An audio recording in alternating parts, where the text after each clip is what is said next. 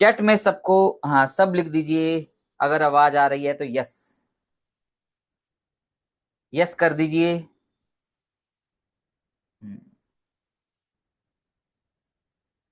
हम्म, बिल्कुल क्लियर आ रही है।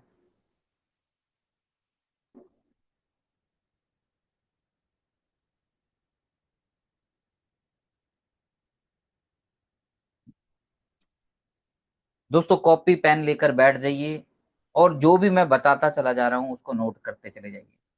आज की आज की जो क्लास होगी आपके लिए बहुत ही इंपॉर्टेंट क्लास होने वाली है।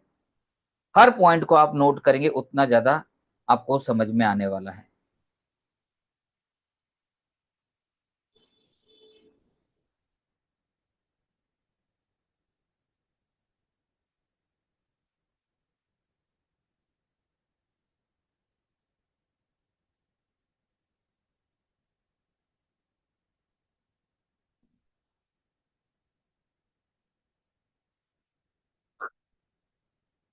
तो वेलकम साथियों,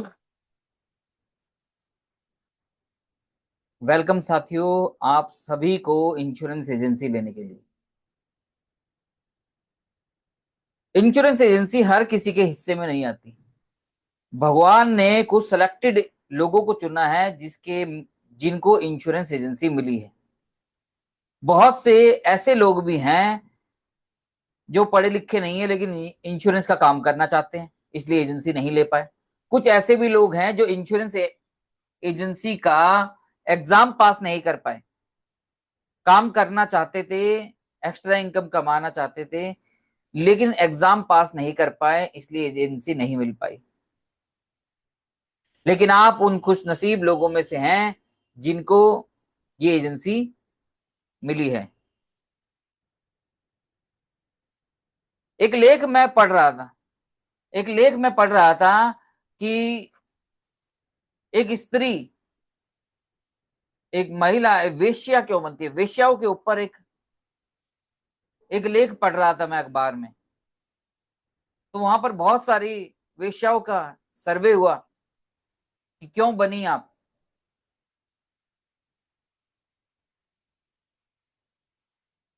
तो वहां पर सब अपना अपना तर्क दे रहे थे, लेकिन महिला ने बताया एक महिला ने बताया कि उसके हस्बैंड की डेथ हुई थी, तब उसकी गोद में 6 महीने का बच्चा था। उसने इंटरव्यू में कहा कि जब वो उसके हस्बैंड की डेथ हुई तो 6 महीने का बच्चा उसकी गोद में था, और जब वो अपने परिवार वालों से मदद मांगने गई तो उन्होंने धुतकार दिया, समाज वालों ने मदद नहीं करी। और जो उसके हस्बैंड के दोस्त थे उनसे मदद की तो बात की, तो उन्होंने उसके शरीर की तरफ देखा और मजबूरन उसे अपने कपड़ों का जुगाड़ करने के लिए अपने कपड़े उतारने पड़े, यानी वेश्या बनना पड़ा। दोस्तों जब ये लेख मैं पढ़ रहा था तो उसमें मैंने ये सोचा, ये दोष किसका है कि वो वेश्या बनी है? क्या उस महिला का है जो वेश्या बन गई है, या उसके पति का है जिसने अपना जीवन बीमा, अपना सही से जीवन बीमा की कीमत ना देकर उस पत्नी को वेश्या बनने पर मजबूर कर दिया? अगर वो जीवन बीमा ले लेता जीते जी, अपना पूरा जीवन बीमा लेता सही तरीके से, तो उसकी बीवी को उसके मरने के बाद वेश्या मजबूर नहीं होना पड़ता। या मैं कह सकता हूं उस बीमा एजेंट का भी दोष रहा होगा, जो उसके पति को तो जानता होगा लेकिन फिर भी बीमा का महत्व नहीं समझा पाया। अब कई बार होता है कि इंश्योरेंस एजेंट समझा ही नहीं पाते, क्या उसका दोष है ये कि सही से गाइड नहीं कर पाए वो उसके हस्बैंड को, या वो गया ही ना हो उसके हस्बैंड को? कौन दोषी है? तो दोस्तों कहीं ना कहीं सभी दोषी हैं, उसके हस्बैंड भी दोषी हैं और वो इंश्योरेंस एजेंट भी दोषी है। ये जीवन बीमा एक ऐसा काम है, जीवन बीमा जो भगवान का दिया हुआ काम है। भगवान देखिए साक्षात आकर तो कुछ कर नहीं सकते कि हर किसी के घर में कुछ ना कुछ बदलाव कर सकते हैं। जब भी दोस्तों एक चीज मैं आपको बता दूं, अगर आपको कुछ पूछना हो तो चैट में लिख दीजिएगा, अगर कभी आवाज ना आए या कोई प्रॉब्लम हो तो चैट में लिख दीजिएगा।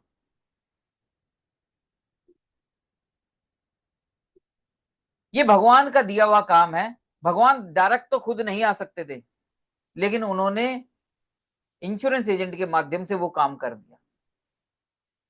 देखिए, किसी के घर में कोई बच्चा हायर एजुकेशन ना मिले, इसके लिए उसने पैसों का मैनेजमेंट, पैसों के बंदोबस्त करने के लिए आज ही उसके घर में इंश्योरेंस एजेंट भेज दिया कि भैया जाओ, तुम्हारे दिमाग में डाल दिया, जाओ उसके घर पर जाओ और उसको बीमा समझाओ। किसी की बिटिया 20 साल के बाद उसकी शादी होनी है, आज ही आपके दिमाग में डाल दिया, जाओ इसको जाकर जीवन बीमा समझाओ, कन्यादान पॉलिसी देकर आ जाओ।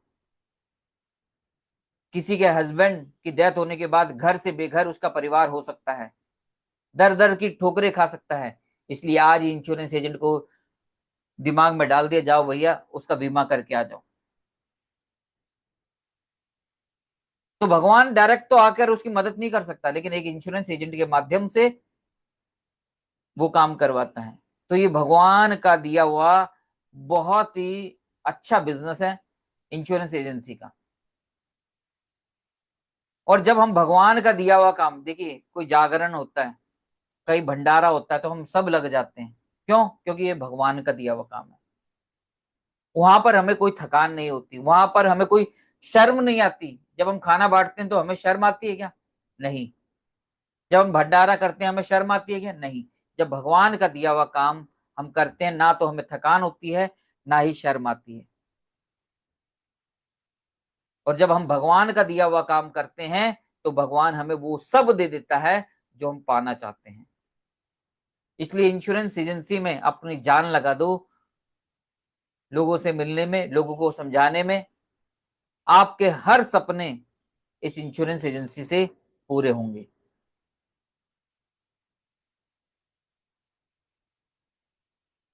40 साल काम करके, 40 साल काम करके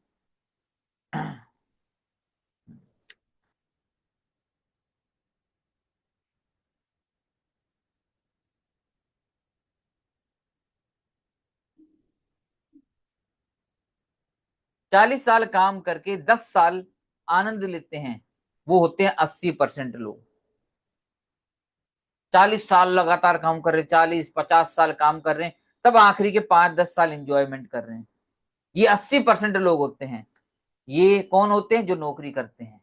दुनिया भर का स्ट्रेस इनके ऊपर होता है। एक एक मिनट की खबर अपने बॉस को देनी होती है, भैया कहां पर है, क्या कर रहे हो, कितने मिनट काम कर, हर एक एक पल का हिसाब देना होता है। ये 40 साल काम करते हैं, स्ट्रेस में इनकी जिंदगी होती है। अगर काम पूरा नहीं किया तो बॉस की गालियां भी खानी पड़ती हैं।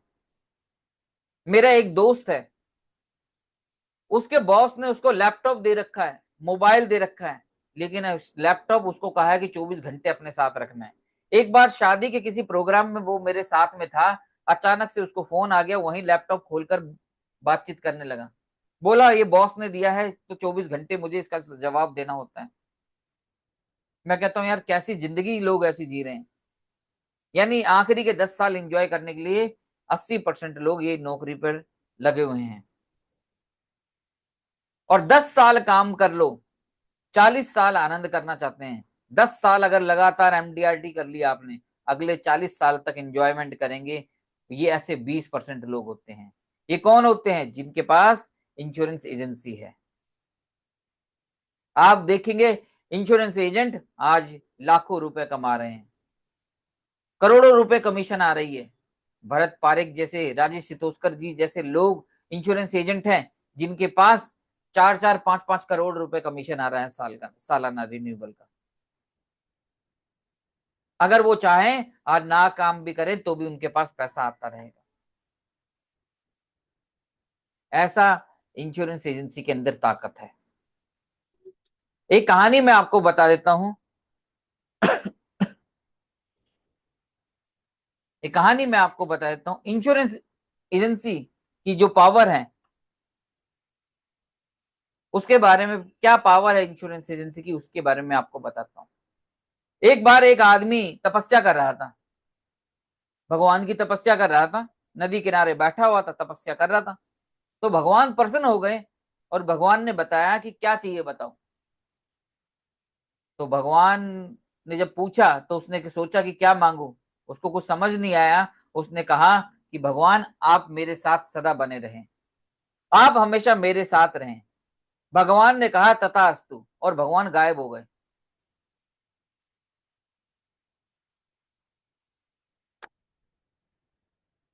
भगवान गायब हो गए। तब उस आदमी ने सोचा कि भगवान मेरे पास है या नहीं है, इसकी टेस्टिंग करते हैं। उसने नदी किनारे गया, पानी में पांव डाले और बाहर आकर जो पानी के पैर थे बाहर छापने लगा, तो दो पैरों के निशान थे, दो लोगों के निशान थे। उसको समझ में आ गया एक तो मेरे हैं, एक भगवान के होंगे। उसको पक्का विश्वास हो गया कि भगवान आज मेरे साथ हमेशा है। उसने मन लगाकर काम करने लगा और उसका कारोबार चलने लगा। उसकी शादी हो गई, बच्चे हो गए और कारोबार तेजी से बढ़ने लगा। एक दिन अचानक क्या हुआ, उसकी गाड़ी से एक्सीडेंट हो गया, किसी गाड़ी का। उसके जो दोनों बच्चे थे वो खत्म हो गए। जब दोनों बच्चे खत्म हो गए तो उसका सदमा, उसकी माँ, उसकी जो वाइफ थी वो झेल नहीं पाई और वो भी स्वर्ग सिधार गई। इतना इतना टेंशन उस आदमी को हुआ कि उसका बिजनेस भी चौपट हो गया। वो दिन रात गम में अपनी वाइफ के और बच्चों के गम में रहता और उसका बिजनेस चौपट होता चला गया। एक दिन वो परेशान हालत में उसी नदी किनारे बैठा हुआ था। उसने अपने पैर गीले किए। उसने कहा ये भगवान इतने दिनों से कहाँ गायब है। उसने पैर गीले किए और बाहर छापे तो उसको सिर्फ एक ही आदमी के कदम दिखाई दिए। उसको बहुत गुस्सा आया, उसने भगवान को गालियां दी कि भगवान इतना सब कुछ हो गया मेरे साथ में, मेरी फैमिली के साथ में इतना सब कुछ हो गया, मेरा बिजनेस चौपट हो गया, मेरे बच्चे खत्म हो गए, मेरी वाइफ की डेथ हो गई। इतना सब होने के साथ भगवान तूने तो वादा किया था कि मेरे साथ रहेगा, आज कहां पर है? आज कहां पर है? अगर ये सब मेरे साथ जब घट रहा था तो तुम कहाँ थे? तो ये इतना सब कुछ बोलने लगा तो भगवान प्रकट हुए। भगवान ने कहा जिस दिन गाड़ी का एक्सीडेंट हुआ था उस दिन तेरे बच्चों की डेथ हो गई थी और ये सब सदमा तू झेल नहीं सकता था, इसलिए मैंने अपने दोनों हाथों में तुम्हें उठा लिया। और जो तुम ये कदम देख रहे हो ये तुम नहीं, तुम्हारे कदम नहीं, ये मेरे कदम है। मैंने तो तुम्हें दोनों हाथों पर उठा लिया था, इसलिए आज तुम बचे रहे। दोस्तों, उस समय पर ऐसे हाथों में भगवान ने उठा लिया, तभी तो उसके जो कदम थे वो भगवान के कदम थे। इस कहानी से एक सीख मिलती है। एक चीज मैं आपको बता दूं, कोरोना का पीरियड था, जब कोरोना लॉकडाउन हो गया था पूरे देश भर में, उस समय पर एलआईसी ने अपने एजेंटों के बैंक अकाउंट में 50,000 रुपए डाले थे। 50,000 रुपए डाले थे, जो कि 2,000 रुपए, शायद 3,000 रुपए की किस्तों में धीरे धीरे कट रहे थे, जो कि अभी तक मेरे ख्याल से अब कटे होंगे 2 साल 3 साल के अंदर में। ऐसा कोई एजेंट है जिसको 50,000 मिले थे? जो ओल्ड एजेंट हो, इसमें से कोई बैठा हो, जो पुराने एजेंट बैठे हो इसमें, अगर कोई एजेंट हो, या सभी नए एजेंट है? अगर पुराना कोई एजेंट होगा लॉकडाउन के समय का, अगर उस समय पर उसको जरूर 50,000 रुपए आए। पूरे देश भर में जिस समय पर सभी कंपनियों ने छटनी करना शुरू कर दी थी कि भैया अब हम नौकरी पर नहीं रख सकते, उस समय एलआईसी ऑफ इंडिया ने 50,000 रुपए अपने एजेंट के खाते में डाल दिए। लो भैया तुम टेंशन मत लो, मैं तुम्हारे साथ में हूं। अपने एजेंट को अपने हाथों में उठा लिया था। ये पावर है एलआईसी ऑफ इंडिया की, ये पावर है इंश्योरेंस एजेंसी की। पूरे देश भर में इंश्योरेंस एजेंट को कोई टेंशन नहीं थी। जिस समय सभी लोग टेंशन में थे उस समय इंश्योरेंस एजेंट टेंशन में नहीं। ये पावर है इंश्योरेंस एजेंसी की। कहीं नौकरी करते उस समय तो निकाल दिए जाते, लेकिन इंश्योरेंस एजेंट को एलआईसी ने मदद की। तो भगवान की तरह, जैसे भगवान ने इनको दोनों हाथों पर उठा लिया, वैसे ही इंश्योरेंस एजेंट को एलआईसी ऑफ इंडिया ने अपने हाथों में उठा लिया। ये पावर है इंश्योरेंस एजेंसी की।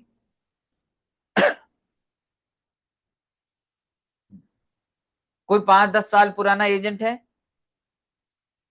हाँ जी।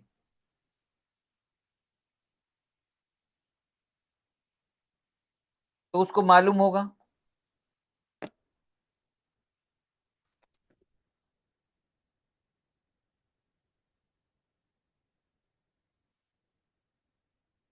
दोस्तों, नौकरी से जरूरतें तो पूरी हो सकती हैं, नौकरी से जरूरतें तो पूरी हो सकती हैं, लेकिन सेलिंग से आपकी चाहतें पूरी होती हैं। अच्छा, ललित जी कह रहे हैं मेरे एजेंट्स को दिए गए थे, बिल्कुल। हम्म, हाँ जी, काफी एजेंटों को पूरे देश भर में दिए गए थे। नौकरी से जरूरतें पूरी हो सकती है, सेलिंग से आपकी चाहतें पूरी हो सकती हैं।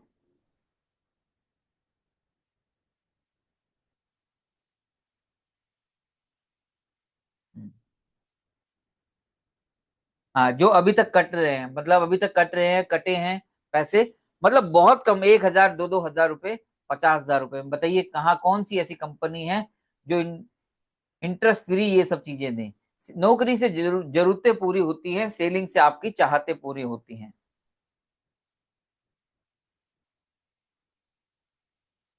हाँ जी। हाँ, मंडीवाल जी कह रहे हैं जो उस वक्त सभी एजेंटों को दिए गए थे, बिल्कुल जी। अब बात करते हैं व्हाट इज सेल्स। सेल्स क्या चीज है भैया? अगर मैं कहता हूं कि अगर हम किसी को कहें भाई सेल्स करना पड़ेगा, तो सभी इंश्योरेंस एजेंट जो नए एजेंट बनते हैं वो सेल्स के नाम से घबराते हैं। अगर किसी को कहा जाए कि सेल्स करनी है, तो आदमी कहता है भाई मैं सेल्स नहीं करूंगा। हर आदमी बेचने से डरता है, और सभी लोग डरते हैं बेचने से, बेचना पड़ेगा, मैं नहीं कर पाऊंगा। तो आज मैं आपको सेल्स का जो डर है वो खत्म करने वाला हूं। सबसे पहले दिमाग में बिठा लो, सेल्स है क्या? Sales, what is sales? Sales से सभी आदमी डरते क्यों हैं? सेल्स से डरना नहीं है, आज के बाद आप डरना बंद कर देंगे। तो सबसे पहले दिमाग में ये बिठा लो, सेल्स क्या चीज है।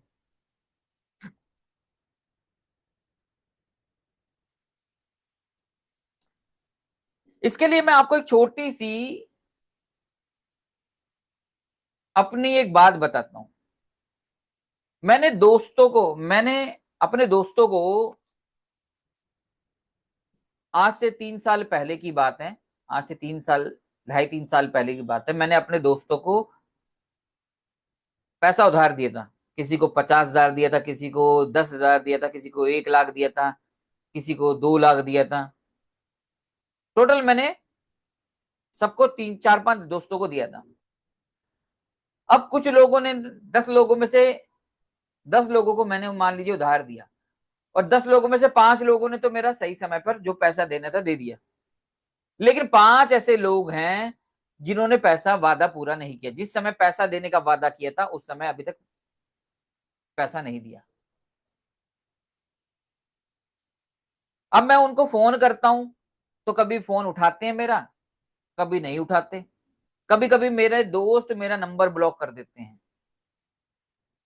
और फिर कभी अनब्लॉक कर देते हैं, कभी बात करना शुरू कर देते हैं। कुल मिलाकर 2 साल हो गए मेरे को फॉलो अप करते करते, और अभी तक वो कभी कहते हैं कि, कभी मैं उनके घर पर जाता हूं तो वो कहते हैं कि अगली बार दे देंगे, अगले महीने दे देंगे, या इस महीने में दे देंगे, जुलाई में दे देंगे, दिसंबर में दे देंगे। कभी कभी मैं उनको फोन करता हूँ, ब्लॉक कर देते हैं। कभी कभी उनके घर पर जाता हूँ, तो उनकी वाइफ कह देती है अभी नहीं है। अब मेरे को 2 से 3 साल हो गए दोस्तों। मुझे आप ये बताइए, क्या मुझे अब उनसे पैसा मांगना चाहिए? चैट में सभी लोग लिखिए। पिछले 2 2.5 साल हो गए, 2 2.5 साल हो गए, और मैं उनसे कभी फोन करता हूँ, कभी ब्लॉक कर देते हैं, फिर शादी ब्याह में कहीं मिल जाते हैं, फिर कह देते हैं हाँ भाई दे दे देंगे, दे देंगे। फिर कुछ दिनों के बाद फिर से वो फोन काट देते हैं। ऐसा कुछ 2.5 3 साल हो गए। क्या मुझे पैसे मांगने चाहिए उनसे? सभी चैट में लिखेंगे, सभी इंश्योरेंस एजेंट चैट में लिखेंगे, तो ये बात आपको समझ में आएगी। यस मांगने चाहिए या नहीं मांगने चाहिए, या नो, या छोड़ दे, चलो खत्म करो यार, नहीं दिए नहीं दिए, क्या करना चाहिए? कोई कहता कि नहीं मांगनी चाहिए, कोई कहता मांगनी चाहिए।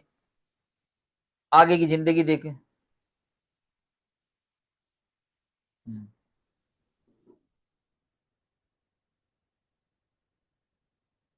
इनमें सेंस तो नहीं है, पर छोड़ने की भी मन नहीं करता।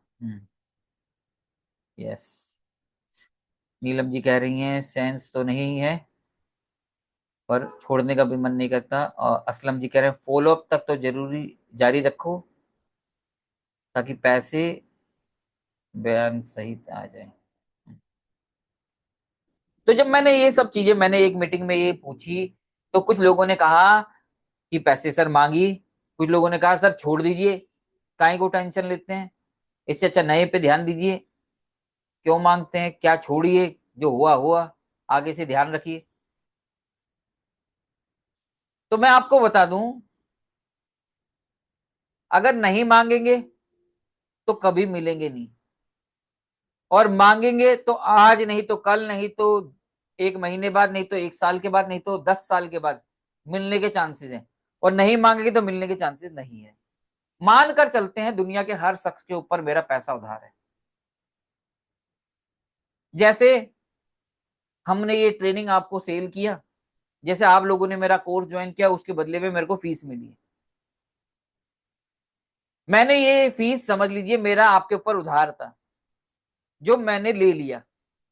इसलिए सभी लोग लिख लीजिए आज के बाद, सेल्स का मतलब होता है रिकवरी ऑफ मनी। सेल्स का मतलब क्या होता है?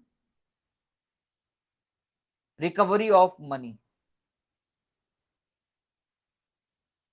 सेल्स का मतलब होता है रिकवरी ऑफ मनी। जैसे मैंने मैं ये मानकर चलता हूं हर आदमी के ऊपर मेरा उधार है। हर आदमी को मुझे कुछ बेचना है और उससे पैसा निकलवाना है। अब जैसे पैसा उधार दिया था मैंने अपने दोस्तों को, पैसा उसकी मदद के लिए उनको दिया था, किसी को जरूरत थी तो मैंने उनको पैसा उधार दिया। अब मैं उनको फॉलो अप करता हूँ, सब चीजें करता हूँ वो ताकि पैसा निकालना। ऐसे ही सेल्स का मतलब समझ लीजिए आपका दुनिया के हर शख्स के ऊपर पैसा उधार है और आपको वो पैसा निकलवाना है। सेल्स के मामले में सामने वाले से पैसा लेने के लिए मुझे जब जब मुझे जाना है तो बस कुछ ऐसी चीज उसको देनी है जो उसकी हेल्पफुल हो। उसके लिए यह कह सकते कि मेरा पैसा हर उस इंसान के पास पड़ा है जिससे मैं मिलता हूं, हर आदमी के पास। बस मुझे उसे राइट वैल्यू देकर, कोई प्रोडक्ट देकर उससे वो पैसा निकलवाना है। इसलिए मैं कहता हूं selling is like recovery of money. जिस आदमी को 2 लाख दिए थे, उसे आदमी से मुझे अपना पैसा लेने के लिए 2 साल के अंदर 100 बार कॉल करना पड़ गया, 3-4 बार उसके घर जाना पड़ गया। हम किसी से पैसा रिकवरी करते हैं तो बहुत प्यार से बोलना पड़ता है, भाई मैं तेरे, भाई घर में शादी है। अच्छा पैसा उधार, अपना पैसा लेने के लिए बड़ी प्यार से बोलना पड़ता है। उसको बोलना पड़ता है भाई यार मेरे घर में शादी है, मेरे घर में कोई बीमार है, यार पैसे की बहुत सख्त जरूरत है, बच्चे का एजुकेशन के लिए पैसे जमा करवाने, कुछ ना कुछ बातें बोलनी होती है। जब हमें किसी से पैसा निकलवाना होता है तो बहुत ही पोलाइटली वे से हमें उससे बात करनी पड़ती है, बहुत प्यार से। शायद अगर हम गुस्सा होंगे उसके ऊपर और गुस्से में कुछ गाली गलौज कर दिया तो उसको एक बहाना मिल जाएगा, उसको एक बहाना मिल जाएगा और वो भी गुस्से में आ जाएगा, बोलेगा नहीं जो करना कर लो, नहीं देता, जो करना है कर लो। तो हमें क्या करना है, बहुत ही पोलाइटली वे से बात करनी होती है। सेल्स के अंदर अगर हम सोचेंगे उसने मेरा सामान नहीं लिया, जैसे कि हम कहते हैं उसने पॉलिसी नहीं लिया, तो आप मायूस हो जाएंगे, यार मेरी पॉलिसी नहीं ली या मेरा सामान नहीं लिया, मायूस हो जाएंगे। एक बात कहूंगा कि अगर उसमें आपसे अगर अगर आपको, आपके पास मेरी वाइफ का नेकलेस का पैसा है, मतलब हर आदमी के पास, ये समझ के चलिए कि किसी के पास मेरे घर बनाने का पैसा है, किसी के पास मेरे बच्चे की एजुकेशन का पैसा है, किसी के पास मेरी वाइफ का नेकलेस का पैसा है। उनसे वो पैसा निकलवाने के लिए एक ऐसा उसको पॉलिसी देना होगा जिससे वो पैसा हमारा हमें प्रीमियम दे दे और उससे हमारा कमीशन आ जाए, जिससे मैं अपने बच्चे का एजुकेशन, एक एजेंट बच्चे का एजुकेशन, एक एजेंट अपने वाइफ का नेकलेस, एक एजेंट अपने घर हॉलिडे पैकेज, एक एजेंट अपने घर अच्छा बनवा सकता है। वो सब पैसा कस्टमरों के पास है। आपने उनको जाके एक राइट प्रोडक्ट देना है, रिटायरमेंट प्लानिंग, किसी को कन्यादान प्लान, किसी को चाइल्ड एजुकेशन प्लानिंग, उनको एक राइट प्रोडक्ट देना है जिससे वो अपना पैसा निकाल दें और उसको हम जमा करा के अपना कमीशन निकाल लें। तो ये रिकवरी ऑफ हो गया। और एक आदमी से अगर ये सब पैसा मेरा कस्टमर के पास है, जैसा कि आप सभी ने कहा कि सर लोगों से कांटेक्ट करते रहिए, फॉलो अप करते रहिए, तो मैं आपको बता दूं सेल्स ही जब हम प्यार से बोलते हैं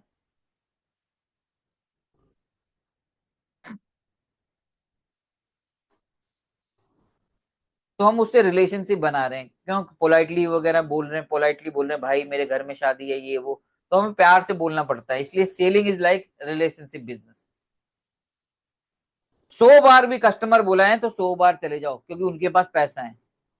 अब मेरा आपके पास लाख रुपए है, मुझे क्या शर्म है, मैं तो आपसे लाख रुपए 10 बार ही मांगूंगा, हर जगह मांगूंगा। तो मांगने में कोई बुराई नहीं है। Selling is like relationship business. अब रिलेशनशिप बनता कैसे है? देखिए 4 स्टेप है पॉलिसी सेल करने के लिए। आपने देखा होगा बहुत सारे इंश्योरेंस एजेंट के पास पॉलिसी चल कर आती है। किसी आदमी ने ऑफिस खोला हुआ है, एजेंट ने, उसके पास पॉलिसी खुद आ रही है, और हम लोगों के पास जा रहे हैं तो भी सेल नहीं हो रही। ऐसा होता कि नहीं होता? होता है। तो 4 स्टेप है पॉलिसी सेल करने के, ये दिमाग में रख लीजिए। पहला स्टेप है आई डोंट नो। पहला स्टेप है आई डोंट नो यू। मैं आपको नहीं जानता। देखिए, अगर मैं सड़क पे चलती हुई किसी लड़की को बोलूंगा मुझसे शादी करोगी, तो क्या करेगी? थप्पड़ मारेगी। मुझसे शादी करोगी तो वो थप्पड़ मारेगी कि नहीं मारेगी? या हाँ कर देगी? नहीं, थप्पड़ मारेगी या आगे बढ़ जाएगी। इसका मतलब क्या? आई डोंट नो, मैं आपको जानती नहीं। ऐसे ही किसी को पॉलिसी बेचने जा रहे हैं, पहली बार गए, वो आपको जानता ही नहीं है, आई डोंट नो। पहला स्टेज ये है, आपसे पॉलिसी नहीं ले रहा। क्यों? क्योंकि अभी आप पर विश्वास नहीं है। वो लड़की को जिसको मैंने बोला कि मुझसे शादी करोगी या आई लव यू, तो क्या वो मुझसे शादी करेगी? नहीं। क्यों? क्योंकि उसका और मेरा, वो मुझ पर विश्वास नहीं करती, वो मुझे जानती नहीं है, और शादी का इतना बड़ा बंधन है, तो वो कैसे सड़क चलते हुए आदमी से शादी कर ले?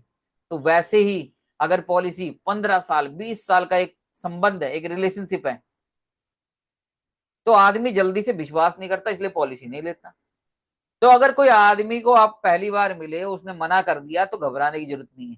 आप समझ जाइए आई डोंट नो पहले स्टेप पर है। फिर जब आप उसी कॉलोनी में, जिस कॉलोनी में आपने लोगों को पॉलिसी समझाई, उस कॉलोनी में कैनोपी लगा रहे हैं,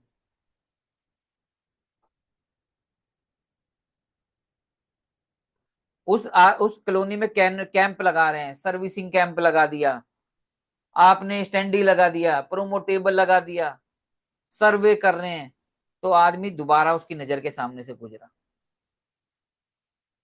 जब जिस आदमी से शादी करना चाह जिस लड़की से शादी करना चाहते थे या फ्रेंडशिप करना चाहते थे, जब उसी कॉलोनी में चक्कर काट रहे हैं, उसके ट्यूशन सेंटर में, उसके कॉलेज में, तो लड़की क्या कहती है? ये जाना पहचानना है।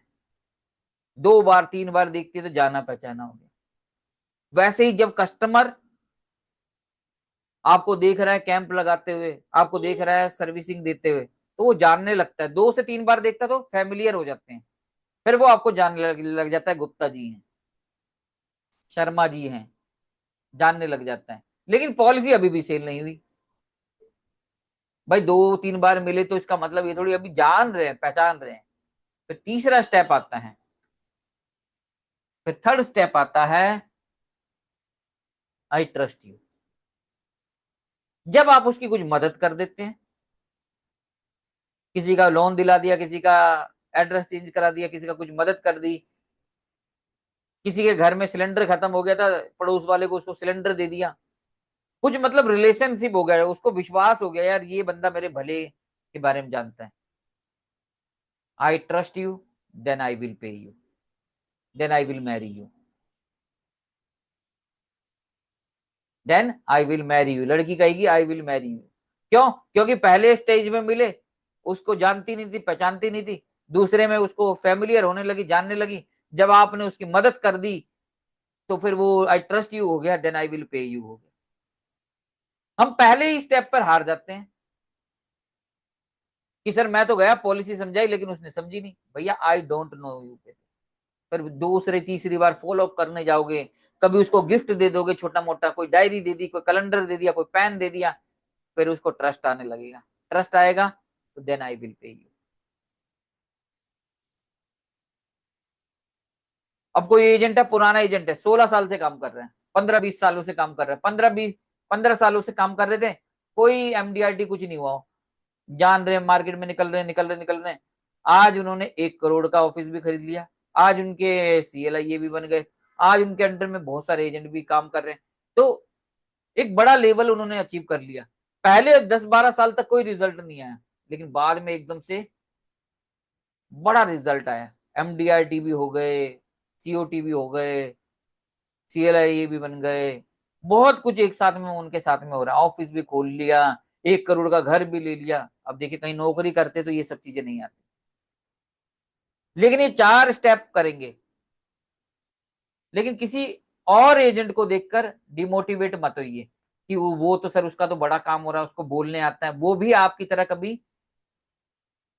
था, वो उसको वो भी कभी ना सुनता था, वो आज भी ना सुनता है, लेकिन लोगों की ना सुनेगा जो आदमी आई डोंट नो से आई नो तक पहुंचना होगा। आई नो से ये आई ट्रस्ट पर आई ट्रस्ट से आई विल पे यू तक पहुंचना पड़ेगा, तब ये पॉलिसी होगी। Selling is like asking money, जब तक मांगेंगे नहीं जब तक मिलेगा नहीं। दोस्तों डॉक्टर जो होता है ना, फीस दवाई तब देगा जब पैसे आएंगे। और मैं कहता हूं कि डॉक्टर तो है ना मरने के बाद भी पैसे मांगता है, और इंश्योरेंस एजेंट जो होता है ना, मरने के बाद अपनी कमीशन तो छोड़ देता है, मतलब कमीशन तो उसकी बंद ही हो जाती है, उसके बाद भी सर्विस देता है। जब बचपन में हम बचपन से ही हमें ये आदत है आस्किंग मनी, मतलब आस्किंग। जब हम बच्चे थे ना छोटे, तो दूध मांगने के लिए क्या करते थे, रोना शुरू कर देते थे, तब माँ दूध पिलाती है। मेरा बेटा है, 6 साल का बेटा है, और बिटिया है, 4 4 साल की बिटिया हुई है अभी। तो उन दोनों को, इतने मेरे बच्चे खतरनाक हैं, मैं आपको बता दूं, वो जिस दुकान से गुजरते हैं, जब हम कितनी बड़ी चीज है तो वो उतना बड़ा रोते हैं। उनको मालूम है कि कितनी बड़ी चीज है तो कितना रोना है, छोटी चीज है तो छोटा रोना है, बड़ी चीज है तो और फैल जाना है, वहीं गिर जाना है कि मेरे को तो ये चाहिए ये। और आखिर में हमको वो चीज दिलानी पड़ती, क्योंकि बच्चे भी आज की डेट में स्मार्ट हैं। उतनी जिद करनी पड़ेगी, जितना बड़ा बीमा, जितना बड़ा कस्टमर, उतने चक्कर काटने पड़ेंगे, लेकिन बीमा लेना है। वो जो आजकल के आपके घरों में भी बच्चे आप देखते होंगे, खिलौने की दुकान पर, टॉयज की दुकान पर वहीं लेट जाते हैं, मेरे को तो पापा ही चाहिए ये। और हमारे मेरे मैंने आपको बताया मेरा बेटा इतना स्मार्ट है, उसको पता है कि उतना ज्यादा रोना है भैया, तब पापा दिलाएंगे। क्योंकि पापा भी क्या करेंगे, नहीं नहीं नहीं बाद में दिलाएंगे, लेकिन बच्चे को लेना होता है तो वो बच्चे की जिद के आगे बाप को भी हारना पड़ता है। वैसे ऐसी जिद होनी चाहिए कि हम बड़ा कस्टमर है तो वो खुद ब खुद हमें पॉलिसी दें, उसके लिए लगे रहेंगे। आई डोंट नो से आई नो, आई नो से आई ट्रस्ट से लेके आई विल पे यू तक मांगते रहना है। Selling is like follow up, बार बार हम उससे पैसा मांगना है। सेल्स मांगने से मिलता है, मांगना पड़ता है, मांगने से में शर्म नहीं आनी चाहिए। इसके लिए मैंने आपको आस्किंग मनी कहा।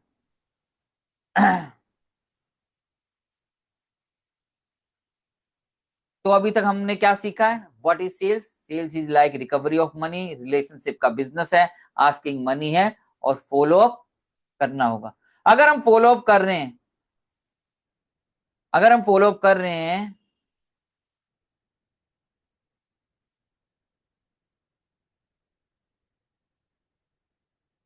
फॉलो अप का भूत होना चाहिए। Agent who don't follow up with their customer are leaving a lot of money on table। भाई हमने गरम तो कर दिया किसी को, पॉलिसी जबरदस्त है, लाभ है, उत्सव है, ये सब गर्म कर दिया, और जब खीर पकी तो हम खाने ही नहीं गए।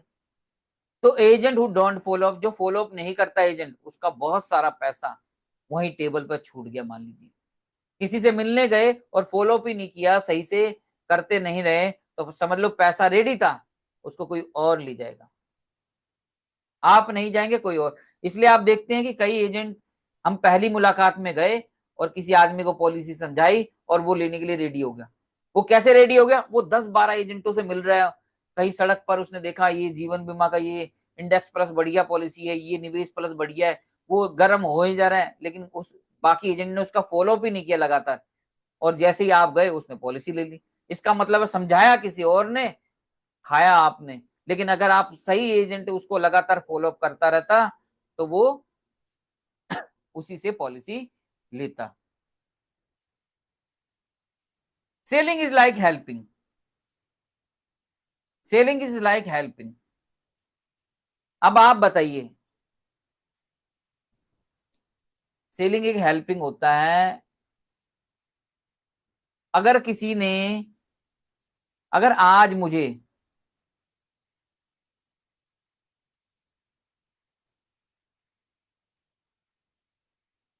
अगर आज मुझे ये जो कैमरा है जो मेरे सामने पड़ा है, जिसने मुझे बेचा है, उसने क्या मुझे टोपी पहनाई है या मदद करी है?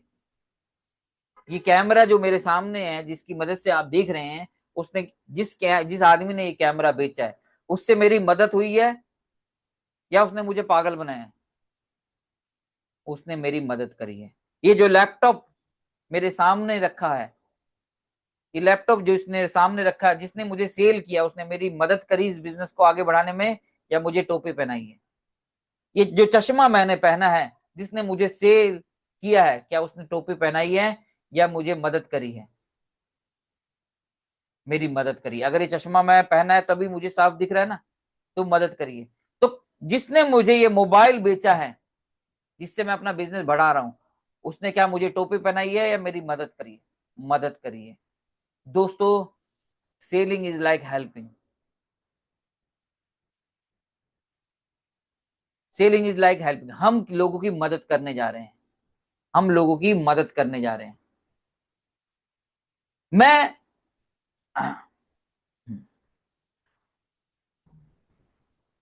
मदद करने, बिल्कुल।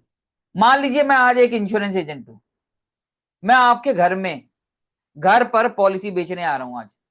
मैं कह रहा हूं, हाँ जी अलका जी, असलम जी, नमस्कार, अमित मलिक बोल रहा हूं। सर मैं आज आपसे एक बीमे की बात करने आया हूं, चाहता हूं। आज मैं आपके घर पर आ रहा हूं, बताइए आपके दिमाग में क्या क्या बातें चलेंगी, एक कस्टमर के दिमाग में क्या क्या बातें चलेंगी? चैट में लिखिए।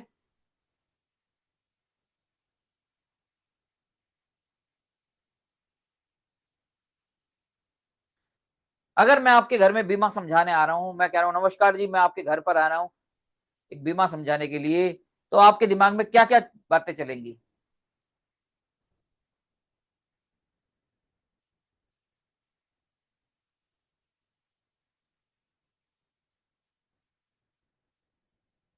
क्या क्या दिमाग में बातें चल सकती है? मैं आपके घर पर पॉलिसी समझाना, चैट में लिख कर लिखिए, मैं आपके घर पर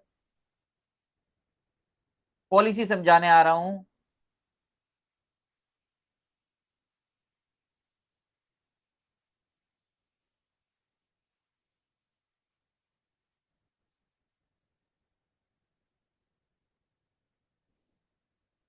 हाँ, ये कह रहे हैं, अलका जी कह रहे हैं अपने फायदे के लिए आ रहे हैं। ललित जी कह रहे हैं वो सोचता है कि मेरे माथा खाने आ गया, खुद का फायदा होगा।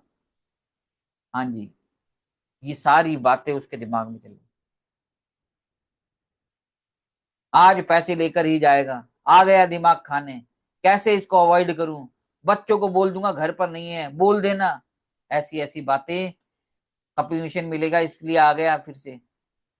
दोस्तों, ये बातें किसके दिमाग में चल रही हैं? ये बातें आप लोगों के दिमाग में चल रही हैं, ये बातें आपके दिमाग में चल रही हैं, इसलिए आप सेल नहीं कर पा रहे हैं। जब आप सेल करने जाते हैं तो आपके दिमाग में चलती है कि इस आदमी के दिमाग में क्या क्या बातें चल रही है मेरे लिए। ये जो बातें आपने लिखी हैं, ये बातें आपके दिमाग में चल रही हैं कि कस्टमर क्या सोचेगा, क्योंकि हमने कभी किसी के दिमाग में थोड़ी घुस सकते हैं। ये बातें सारी एजेंट के दिमाग में चल रही हैं कि सामने वाला टाइम नहीं दे पाया, ये सब चीजें उसके दिमाग में चल रही है कि आ गया टाइम खाने, या ये नेगेटिव बातें हमारे दिमाग में चलती रहती हैं। जब ये बातें हमारे दिमाग में चलती रहेंगी तो क्या आप अपने सेल्स को कॉन्फिडेंस, जैसे जैसे नेगेटिव बातें आपके दिमाग में चलती रहेंगी तब तक आपके अंदर से सेल्स का जो कॉन्फिडेंस है वो खत्म होता रहेगा, क्योंकि आपके दिमाग में ये सारी बातें चल रही है कि कस्टमर क्या सोच रहा होगा। ऐसा कुछ भी मत सोचिए कि वो क्या सोचता है, आपने अपना 100% देना है। जिस आदमी के दिमाग में, जिस एजेंट के दिमाग में ये बातें चलेंगी कि यार वो ये सोच रहा होगा, आ गया अब मैं किस, यार ये तो शादी में भी ये अच्छा, हम शादी में कहीं बीमे की बात करेंगे ना, तो ये हमारे दिमाग में चलेगा, ये कहेगा कि शादी में भी बीमे की बात कर रहे हैं। दुनिया क्या सोचती है उसको सोचने दीजिए, आप अपना काम करते रहिए, तभी 100% आप दे पाएंगे। जब आपके दिमाग में नेगेटिव बातें चलती रहेंगी तो आपका कॉन्फिडेंस कम होता चला जाएगा। देखिए, मैं आपको जब कोई कोर्स बेचने की बात करता हूं, कोई ब्रोशर बेचने की बात करता हूं, तो मैं ये नहीं सोचता कि यार एजेंट एजेंट क्या सोचेगा। मेरे दिमाग में एक ही चीज है कि मैं उसकी हेल्प करने जा रहा हूं। आप एक ही बात दिमाग में रखिए। आप आज के बाद आप ये बिल्कुल मत सोचिए कि उसके दिमाग में क्या चल रहा है, वो कमीशन लेने आ गया, ये कुछ भी मत सोचिए। आज के बाद आप दिमाग में सिर्फ एक ही बात रखिए, मैं उसकी मदद करने जा रहा हूं। जिसने मोबाइल बेचा उसने मेरी मदद की, जिसने लैपटॉप बेचा उसने मेरी मदद की, जिसने लाइट सिस्टम, ये स्टूडियो, जिस स्टूडियो में मैं बैठा हूं, उसने मेरी मदद की ताकि मैं लाखों लोगों तक ये अपना ट्रेनिंग पहुंचा सकूं, उन्होंने मेरी मदद की। तो ये बात मानकर चलिए, मैं लोगों की मदद करने जा रहा हूं और मैं किसी को टोपी पहनाने नहीं जा रहा, तो मुझे कोई नेगेटिव बातें नहीं सोचनी। दोस्तों, सेल्स क्यों इंपॉर्टेंट है, सेल्स के फायदे क्या है? अनलिमिटेड पैसा मिलता है, अनलिमिटेड पैसा है, अलग अलग समाज के लोगों से मिलने का मौका मिलता है सेल्स के अंदर। कम्युनिकेशन हमारा अच्छा होता है, जितने लोगों से हम बात करेंगे कम्युनिकेशन बढ़ता चला, अच्छा होता चला जाएगा। लगातार जिंदगी भर कुछ ना कुछ नया सीखते चले जाते हैं। प्रेजेंस ऑफ माइंड बढ़ जाता है हमारा, पर्सनैलिटी इंप्रूवमेंट होती है, मान सम्मान शोहरत देश विदेशी टूर सब मिलते हैं। सेल्स है तो बिजनेस है, जिस भी कंपनी के अंदर सेल्स है तो वही उसका बिजनेस ग्रो है। और मैं आपको बता दूं, हर अमीर आदमी बेच रहा है, हर करोड़पति आदमी बेच रहा है, हर पॉलिटिशियन बेच रहा है, अंबानी बेच रहा है, अमिताभ बच्चन नवरत्न तेल बेच रहा है, हर आदमी बेच रहा है। बाबा रामदेव जी भी अपना प्रचार कर रहे हैं, बेच रहे हैं, बिजनेसमैन बेच रहा है, सेलिब्रिटी अमिताभ बच्चन, सचिन तेंदुलकर, ना जाने कौन कौन से हीरो, सब सेलिब्रिटी बेच रहे हैं। बस एक मिडिल क्लास आदमी को बेचने से प्रॉब्लम हो रही है। क्या आप जानते हैं मिडिल क्लास आदमी को बेचने में क्यों प्रॉब्लम हो रही है? क्योंकि उसके क्योंकि इसके दिमाग में ये सारी बातें चल रही है, वो क्या सोचेगा, आ गया दिमाग खाने, यहाँ पर भी बातें कर रहा है बीमे की, ये सब बातें चल रही। और जैसे जैसे ये बातें सोचेंगे, इसलिए कॉन्फिडेंस डाउन होता है, और तब वो पॉलिसी बेच नहीं पाता। हमारा दिमाग ही हमें आगे बढ़ाएगा और हमारा दिमाग ही हमें पीछे ले जाएगा, और ये सारी बातें चलती रहती हैं, इसीलिए हम किसी को सेल्स नहीं कर पाते। मैं आप लोगों से पूछना चाहता हूं, कितने लोगों को लगता है कि सेल्स में अनलिमिटेड पैसा है?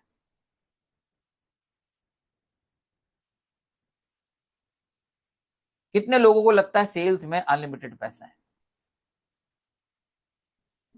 चैट में लिखकर बताइए। सेल्स में दोस्तों अनलिमिटेड पैसा है। सेल्स में अनलिमिटेड पैसा है।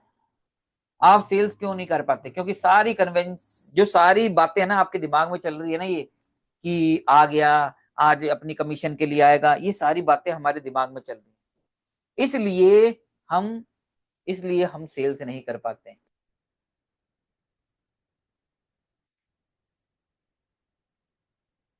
सेल्स करना टोपी पहनाना नहीं है। कोई इंश्योरेंस एजेंट आ रहा है, वह टोपी पहनाने नहीं आ रहा, उसकी फैमिली को सिक्योर करने आ रहा है।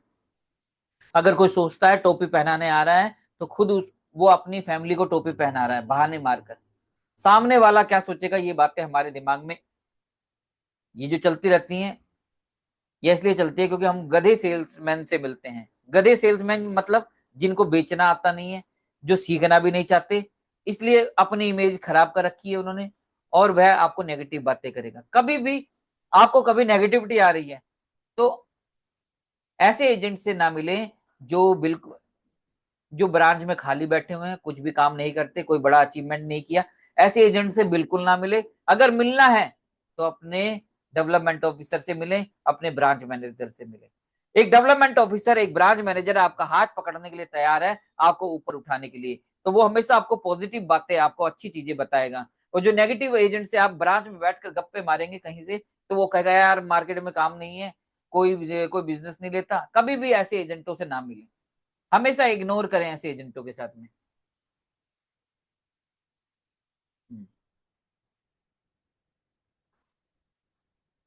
इंश्योरेंस एजेंट देने आए हैं।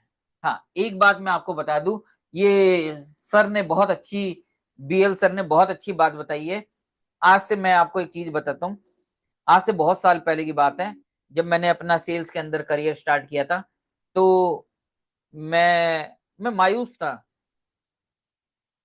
मुझे सेल्स करने नहीं आ रही थी, मैं मायूस था।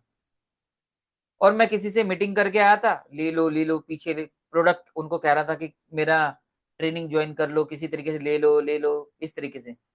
तो कुछ हो नहीं रहा था काम। जब शुरुआती दौर था, आज से 10-12 साल पहले की बात है, तो तब मेरे गुरु ने मेरे से, कोच ने मेरे बारे में पूछा भाई कैसे क्या करते हो। तो उन्होंने एक चीज बताई थी, अमित अपना जो प्रोडक्ट है ना ऐसे लेके जाओ, आप उसकी मदद करने जा रहे हैं, आप उसको देने जा रहे हो, आप मांगने नहीं जा रहे, आप उसको देने जा रहे हो, आप उसको देने जा रहे हो। तो जब भी आप किसी कस्टमर से मिलने जाते हैं, कमीशन को एक साथ बैठाओ, आप उसकी मदद करने जा रहे हैं। उसकी बिटिया की शादी हो सके, कोई प्रॉब्लम ना हो, उसको देने जा रहे हो। उसको उसको कुछ हो जाता है तो उसके फैमिली वाले, घर वाले बेघर ना हो, इसलिए आप उसको देने जा रहे हो, देने जा रहे हो। ये याद रखिए, आप उससे मांग नहीं रहे, देने जा रहे हो। एक इंश्योरेंस एजेंट ने कहा कि सर, इंश्योरेंस का जो काम है ना, भीख मांगने जैसा है। दुनिया कहती है भीख मांगने के काम में आ गए, ये कैसे काम में आ गए। मैं अपने घर में जब एजेंसी ले ली, तो मेरे चाचा जी कह रहे अरे यार ये कौन सा काम कर लिया, अच्छी सी नौकरी लगवा देते, ये भीख मांगने के काम में आ गए। मायूस था वो एजेंट, तब मेरे सामने बैठा था, तब मैंने एक चीज बताई थी। रामचरितमानस में लिखा है, मर जाऊं मांगू नहीं, मर जाऊं मांगू नहीं, अपने तन के काज, परमार्थ के कारण मोहे ना आवे लाज।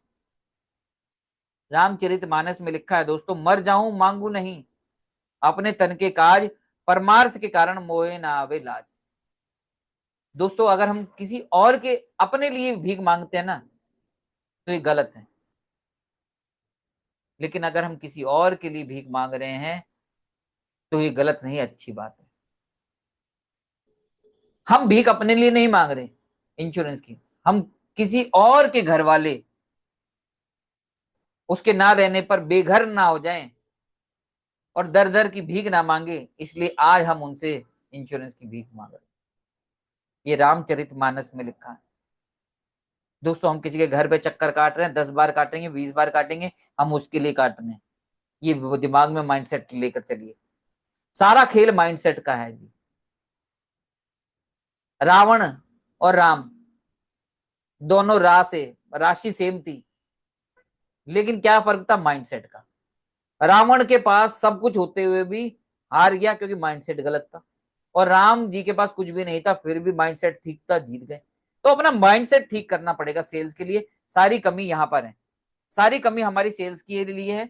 हमारे अंदर नेगेटिविटी रहती है कि यार मैं उससे बात कैसे करूं, ये मान के चलिए मेरा पैसा उधार है उसके पास।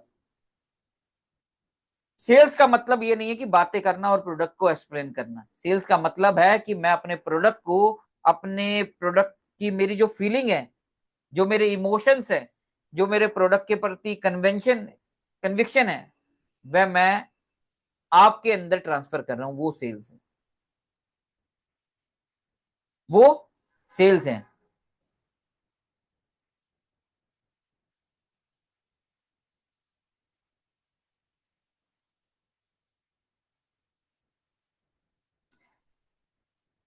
मैं अपनी बातें आपके अंदर ट्रांस, मतलब खाली ये बता दिया, जैसे मुझे नॉलेज है, मैं जीवन बीमा बेचता हूँ।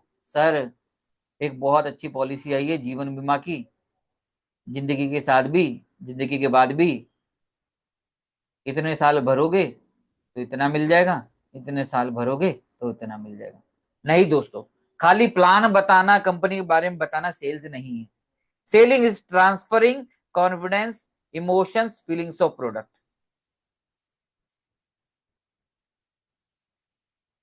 Selling is like transferring confidence, emotions and feelings of product. मतलब ये क्या होता है भाई? मान लीजिए कोई मार्केट में जाना है या कोई फिल्म देखी है, तो हमने जब थ्री इडियट फिल्म देखी तो हमने अपने दोस्तों को जाकर क्या बोला? हमने ऐसा बोला था क्या, भाई थ्री इडियट फिल्म आई है, आमिर खान की है, देखनी हो तो देख लेना? क्या हमने ऐसा बोला था? नहीं। हमने कहा भाई साहब थ्री इडियट फिल्म बड़ी जबरदस्त है यार, तीन दोस्त होते हैं कॉलेज के और तीनों एकदम जबरदस्त, मैसेज दिया, ये दिया, वो दिया, अरे वैसा था, अरे ऐसा था, जबरदस्त था, मजा आ गया। अब सामने के अंदर कौन, सामने के सामने वाले के अंदर आता है यार मैं भी देख कर आऊं। अगर वो भी, अगर आपकी जो एनर्जी थी उसके अंदर ट्रांसफर हो गई, वो फिल्म देखने जाएगा। एक लड़की है, वो कहीं मार्केट से गई, मान लीजिए हमारे दिल्ली में सरोजनी नगर मार्केट है, अब वहां पर जीन्स वगैरह ये सब चीजें मिलती हैं, लड़कियों का जो भी सामान वगैरह है वहां पर मिलता है। अगर एक लड़की आई देखकर, वो कहेगी अरे ऐसे ऐसे सूट मिलते हैं, ऐसे सैंडल मिलते हैं, इतने कपड़े मिलते हैं, ऐसा वैसा, ये भी मिलता है, वो भी मिलता है। अब सामने वाली लड़की क्या कहेगी? बहन मेरे को भी पता कौन सी बस जाती है, मैं भी जाऊंगी। और वो दूसरी उसकी फ्रेंड भी चली जाएगी सरोजनी मार्केट। जाती है नहीं जाती? या हम कहते हैं यार भाई साहब वहां के गोलगप्पे इतने टेस्टी थे, क्या बताऊं यार, मजा आ गया। कहां पर? अरे चांदनी चौक के वहां पर मार्केट में। तो दूसरा बंदा भी जानने के लिए मजबूर हो जाता है। ये कब होता है? जब हमारी जो हमारी एनर्जी है जब उसके अंदर ट्रांसफर होती है, तो सेल्स होती है। तो sales is like recovery of money, मतलब लोगों से पैसा मांगना है अपना, उसको उसको कोई ऐसा प्रोडक्ट देना है और अपना पैसा निकलवाना है। यानी ऐसे तरीके से बताओ पॉलिसी, ताकि वो अपना प्रीमियम देने के लिए रेडी हो जाए और हमारा कमीशन मिलने के लिए तैयार हो जाए। दूसरा है बार बार फॉलोअप करते रहिए, फॉलोअप का बिजनेस है। आस्किंग मनी, मांगने से मिलता है, मांगेंगे नहीं, नहीं मिलेगा। रिकवरी ऑफ मनी, रिलेशनशिप का बिजनेस है, प्यार से बोलना होगा, हेल्प करने जा रहे हैं, हेल्पिंग, मदद करने जा रहे हैं। And selling is transferring confidence, emotions and feelings of product, मदद करने जा रहे हैं उसको। तो एक अच्छा सेल्समैन वो होता है जो रिलेशनशिप बिल्ड करता है। एक अच्छा सेल्समैन वो होता है जो रिलेशनशिप बिल्ड करता है, जो कस्टमर को लॉन्ग टर्म विजन को देखता है। वो कभी भी अपने कस्टमर को चीट नहीं करता। 10 रुपए लेगा ना तो 100 रुपए की वैल्यू देगा, मतलब आदमी उसके पास चल कर आएगा। तो सेल्स की ये मीनिंग आपको समझ में आई आज? अगर ये सेल्स का मतलब आपने नोट कर लिया दोस्तों, तो आपको कभी भी टेंशन नहीं होगी। कितने लोगों को सेल्स का मीनिंग सही तरीके से समझ में आ गया? चैट में लिखकर बताइए, चैट में लिखकर बताइए सेल्स का मीनिंग सही से समझ में आ गया। चैट में लिखेंगे।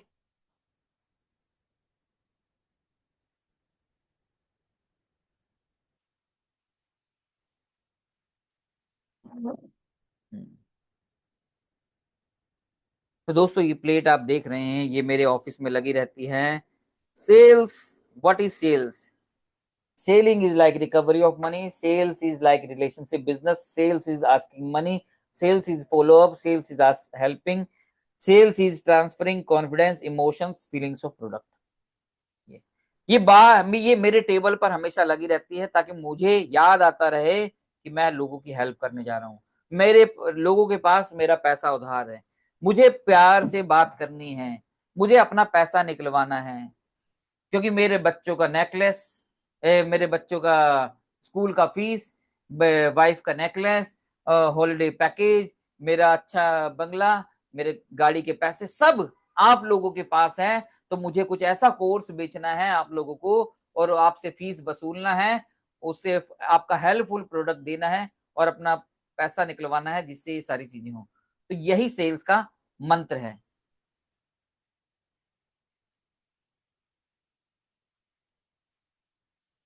हम्म।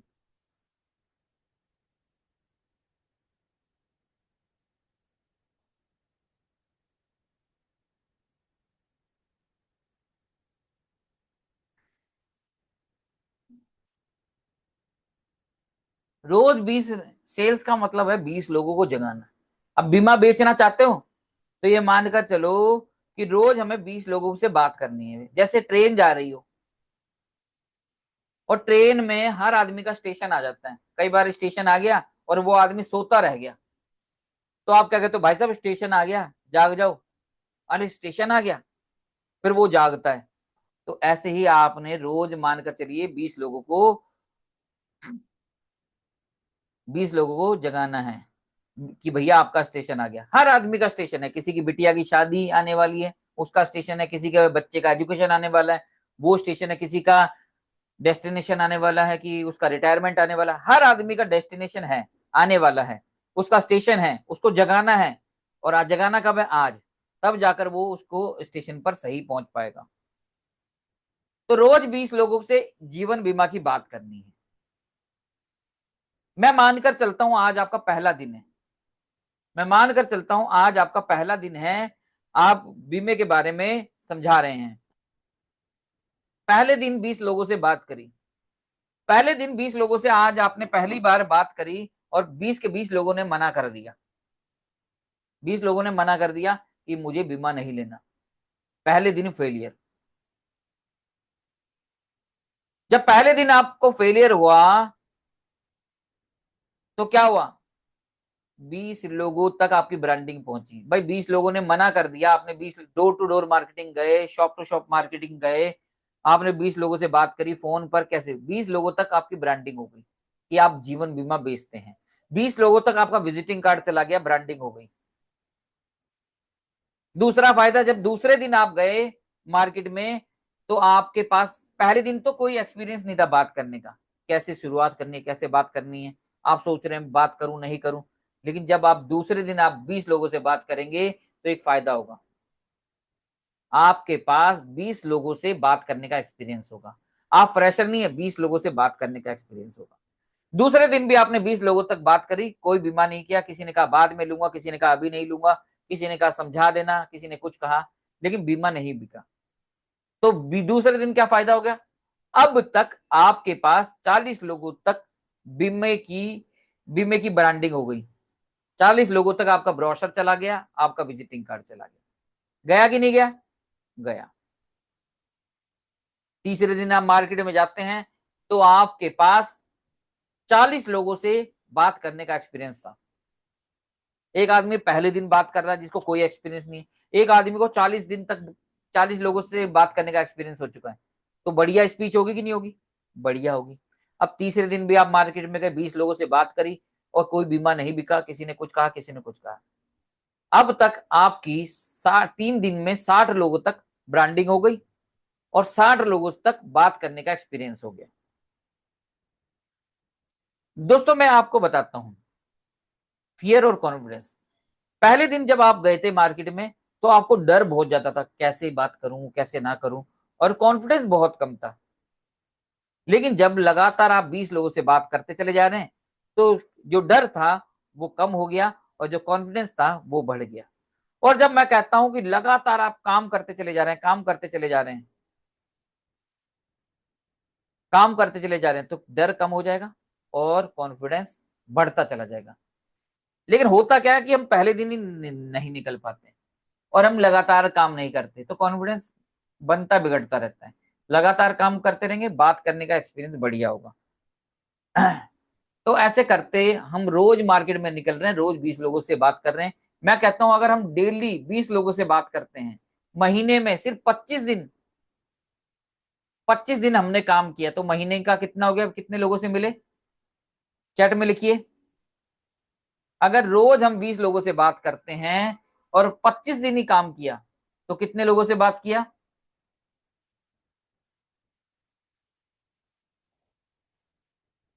जल्दी फटाफट लिखिए, कितने लोगों से बात किया। रोज अगर हम 20 लोगों से बात कर रहे हैं और 25 दिन ही काम किया तो कितने लोगों से बात की,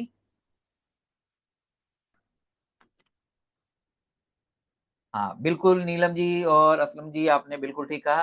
500 लोगों से, अगर 500 लोगों से महीने में बात की तो साल में 12 पंजे 60, 6,000 लोगों से बात की। मैं कहता हूं 6,000 लोगों से बात करते हैं जीवन बीमा की, 6,000 लोगों से बात की तो कितनी पॉलिसी हो सकती है। देखिए पहले दिन हमें बात करने का एक्सपीरियंस नहीं था, लेकिन धीरे धीरे हमारा कॉन्फिडेंस बढ़ता चला जा रहा है, बात करने का समझ में आ गया कौन आदमी कैसे बोलना चाहिए। अब जो पहली स्पीच थी मेरी आज से 12 साल पहले, वो आज तक मुझे भी नहीं पता मैंने क्या बोला था। ठीक है, आज अगर मैं अपनी स्पीच, पहली वाली स्पीच सुनूं तो मुझे कहूंगा यार क्या बोला इसने। लेकिन आज की स्पीच और अब की स्पीच में फर्क है। लेकिन क्या है, स्पीच बढ़ती चली जा रही है। 6,000 लोगों से मिल लिए साल भर में, महीने में 25 दिन काम किया। अगर हम 20 लोगों की बात करें, अगर शॉप टू शॉप, तो 2 से 3 घंटे में 20 लोगों से मिल सकते हैं। 2 से 3 घंटे में 20 लोगों से मिल सकते हैं। कहीं बस स्टैंड पे खड़े हो जाइए, कहीं रेलवे स्टेशन पर खड़े हो जाइए, कहीं कॉलोनी के गेट पर खड़े हो जाइए, 20 लोगों से सर्वे कर लीजिए, आराम से बात कर सकते हैं। अगर 20 लोगों से बात करते हैं, 25 दिन 500, और 12 महीने में 6,000, 6,000 लोगों से बात की, कितनी पॉलिसी हो सकती है? चैट में लिखकर बताइए कितनी पॉलिसी हो सकती है। चैट में लिखिए कितनी पॉलिसी हो सकती है, फटाफट लिखिए।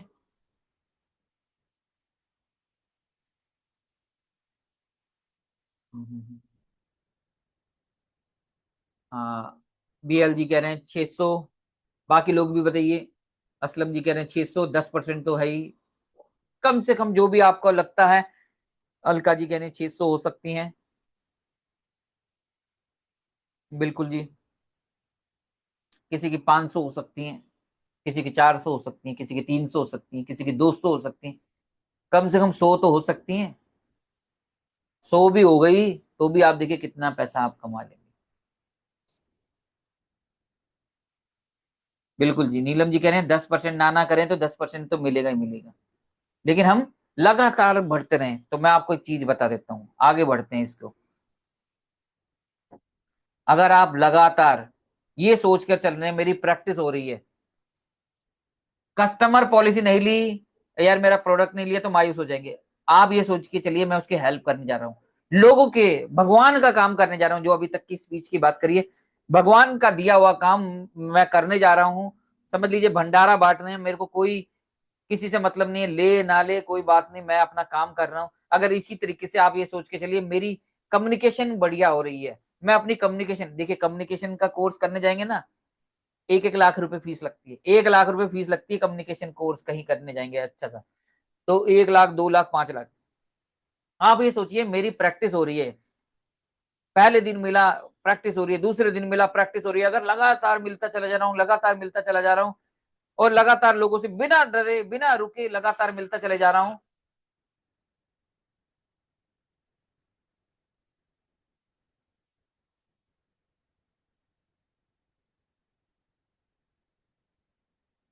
आप वो हर चीज अचीव कर लेंगे। आप वो हर चीज अचीव कर लेंगे। आप एमडीआरटी अचीव कर लेंगे, आप शतक वीर अचीव कर लेंगे। और ना जाने आजकल तो कितने कितने प्राइज है, एक पॉलिसी पे ये मिलेगा, 2 पॉलिसी पे ये मिलेगा। कमीशन भी मिल रही है बीमा सखी को। बीमा सखी की अगर बात की जाए तो सैलरी भी मिल रही है, कमीशन भी मिल रही है। और अगर 2-3 पॉलिसी कर दी तो ये मिलेगा, वो अलग मिल रहा है। और अभी एमडीआरटी अगर मार्च से पहले पहले 31 मार्च तक कर देते हैं तो कैश अमाउंट 1-2 लाख रुपए वो भी मिल रहा है। ना जाने क्या क्या मिल रहा है, इतना सब कुछ। आज तक की जिंदगी में, इंश्योरेंस हिस्ट्री में, एलआईसी की हिस्ट्री में इतने प्राइजेस कभी भी नहीं मिले जितने प्राइजेस अभी मिल रहे हैं।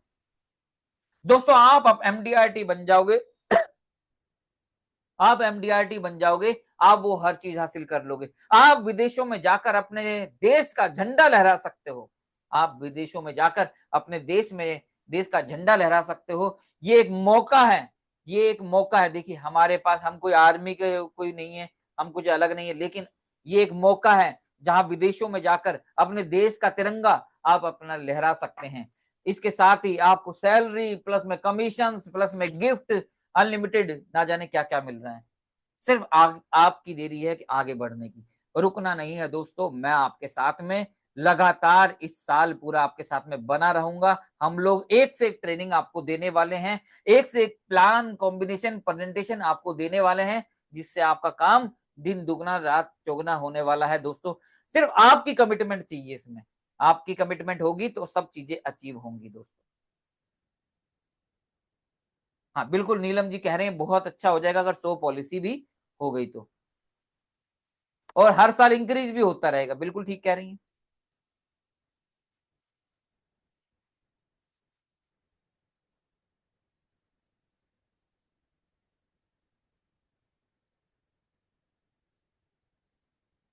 और बात करूं दोस्तों इंश्योरेंस एजेंसी, आज मेरा इंश्योरेंस एजेंसी के ऊपर ही टॉपिक है और सेल्स के ऊपर टॉपिक है, तो मैं इसी के बारे में बात करूंगा।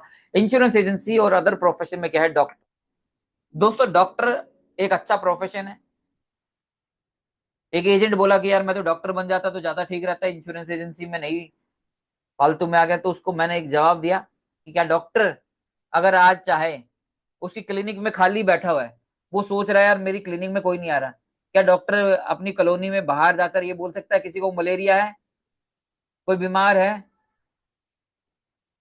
किसी को ये बीमारी है, किसी को वो बीमारी है, क्या ये बात बोलकर वो लोगों को इनवाइट कर सकता है? क्या ऐसे पर्चे बांट कर सकता है? नहीं। वो उसके पास एक ही ऑप्शन है, उसके पास मरीज आए ना आए उसको अपनी क्लिनिक में ही बैठना,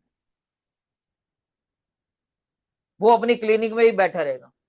और दूसरी बात मैं आपको बता दूं, जो अभी थोड़ी देर पहले बताई थी, डॉक्टर मरने के बाद भी पैसा लेता है। हम मरने के बाद अपना कमीशन तो छोड़ते ही हैं, उसकी सेवा में भी लगे रहते हैं। अगर बात करें लॉयर की, एडवोकेट अपना प्रचार नहीं कर सकता। हाँ भैया कितने क्रिमिनल है यार, कोई क्रिमिनल हो तो यार बताओ यार, तुम क्रिमिनल हो? कोई किसी केस में, कोई दहेज का, कोई उसका केस, कोई खून का कत्ल है, तुम केस है तुम्हारे ऊपर तो मैं सॉल्व कर दूंगा, क्या कभी कहते हुए देखा है वकील को? नहीं। क्या वो ऐसे केस घर घर जाकर ले सकता है? नहीं। हमारे पास ऑप्शन है कि हम जहां चल पड़ेंगे वहां से अपना बिजनेस खड़ा कर सकते हैं। अगर क्रिकेटर वो अपनी पिच में आउट हो गया तो फील्ड बाहर हो गया, अगर 2-3 मैच में नहीं चल पाया तो उसका क्रिकेट कैरियर खत्म हो जाएगा।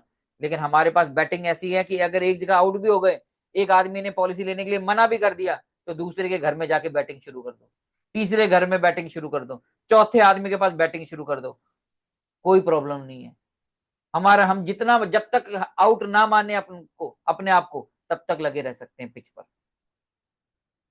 विकेट लेने के लिए धूप में आदमी पीछे खड़ा हुआ है, विकेट लेने के लिए हाथ फैलाए हुए मांग रहा है कि एक विकेट मिल जाए, धूप में गर्मी में खड़ा हुआ है पूरे दिन भर में, वो भी मांग रहा है। तो हमें मांगने में प्रोफेशन, हमें मांगने में कोई प्रॉब्लम आनी चाहिए क्या?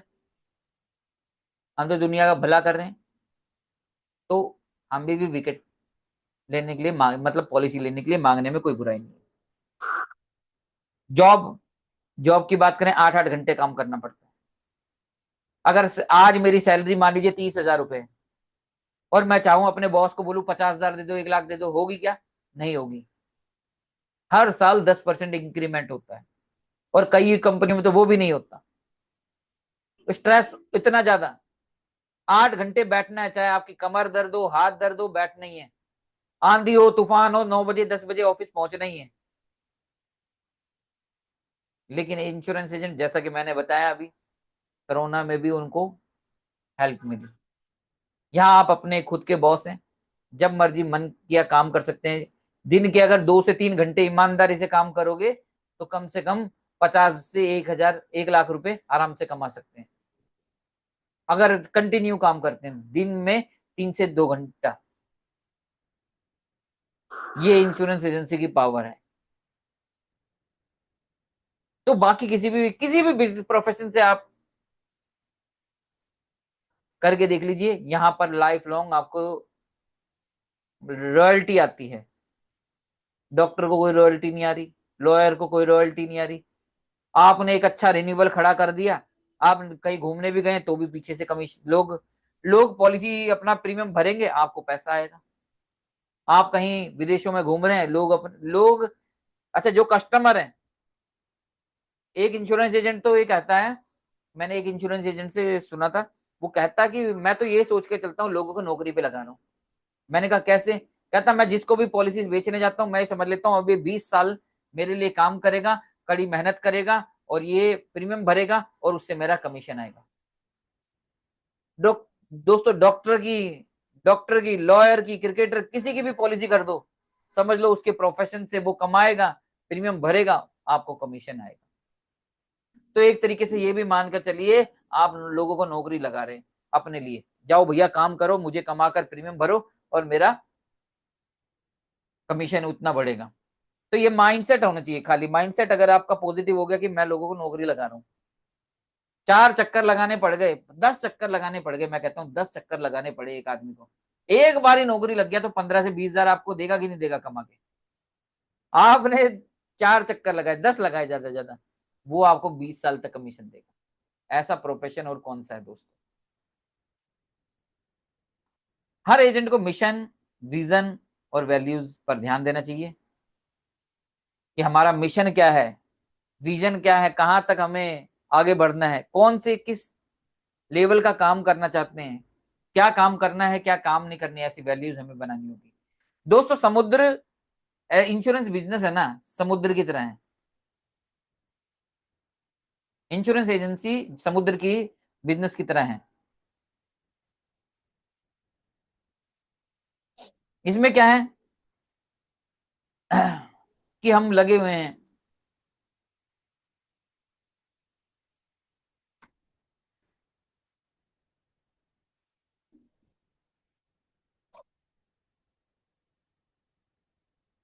हाँ, आज इंश्योरेंस एजेंसी को हमें स्टार्टअप लेकर चलना है, स्टार्टअप लेकर चलना पड़ेगा, समुद्र की तरह है। समुद्र में कोई इंश्योरेंस एजेंसी समुद्र की तरह है, और समुद्र में क्या होता है, कोई मोती निकाल कर लाता है, कोई मछली पकड़ के खुश हो जाता है, कोई सिर्फ गीला, पैर गीले कर कर आ जाता है।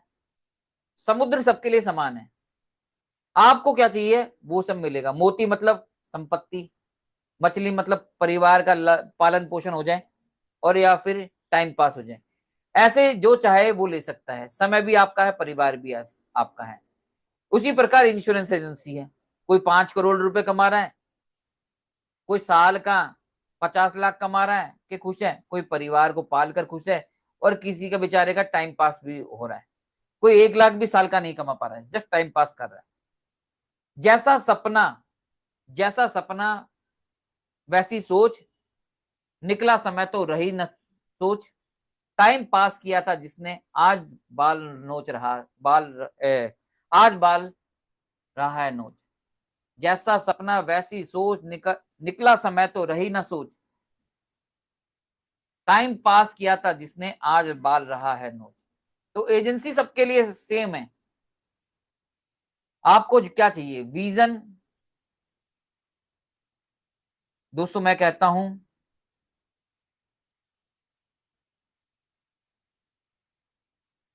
Vision without action is a just dream, action without vision just passes the time. Action लिए जा रहे हैं लेकिन विजन नहीं है, कोई पास कर रहे हैं time. And vision with action can change the world.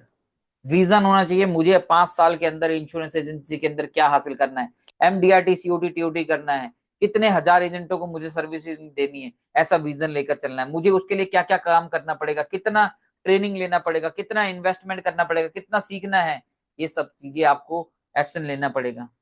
तब जाकर आपका, तब जाकर आप कुछ हासिल कर पाएंगे।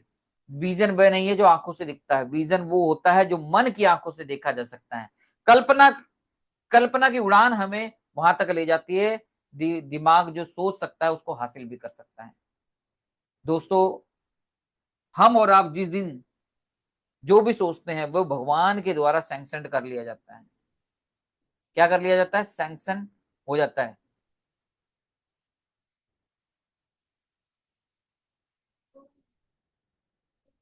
जिस दिन बड़े सपने देखो और उसे पाने के लिए पूरी जान लगा दो। अब कहते हैं कि जिस दिन हम कोई भी सपना देखते हैं उस दिन भगवान ब्रह्मा जी सैंक्शन कर देते हैं कि जा भैया तेरा हो गया। बस उसके लिए क्या करना होता है, मेहनत करनी होती है। एक बार क्या हुआ, एक एजेंट की डेथ हो गई, मरने के बाद ऊपर गया, तो वहां एक मर्सिडीज खड़ी हुई देखी, मर्सिडीज खड़ी हुई थी ऊपर। तो चित्रगुप्त, उसने पूछा चित्रगुप्त जी से पूछा, ये सुंदर कार यार, ये मर्सिडीज किसकी है यार? तो चित्रगुप्त ने कहा भाई साहब तुम्हारी है। एजेंट बोला मेरी? मेरी कैसे? हाँ जी तुम्हारी। तुमने जब एजेंसी ली थी तो एक दिन तुम्हारे मुंह से निकला था, मैं भी एक दिन इंश्योरेंस के माध्यम से, एजेंसी के माध्यम से मर्सिडीज लूंगा।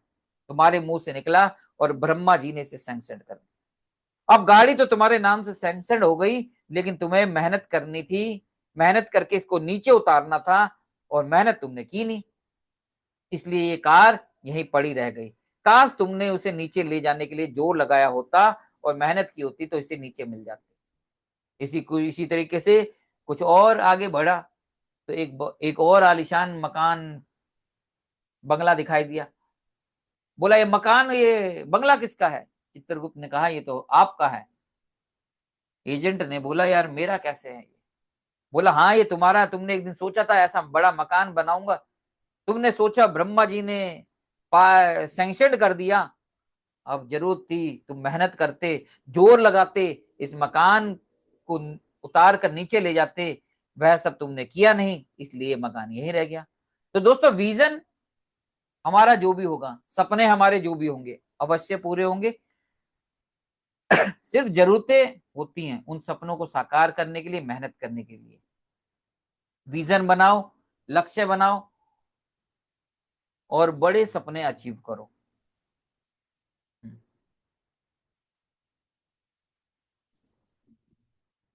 हाँ जी, वीवो वीवो लिख रहे हैं। नहीं सर, ये नहीं क्या है, मतलब बताएंगे? हाँ जी।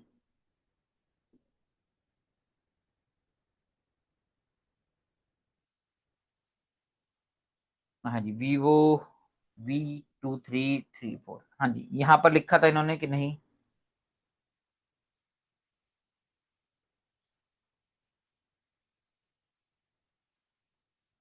ठीक है, तो दोस्तों ड्रीम सेट करो।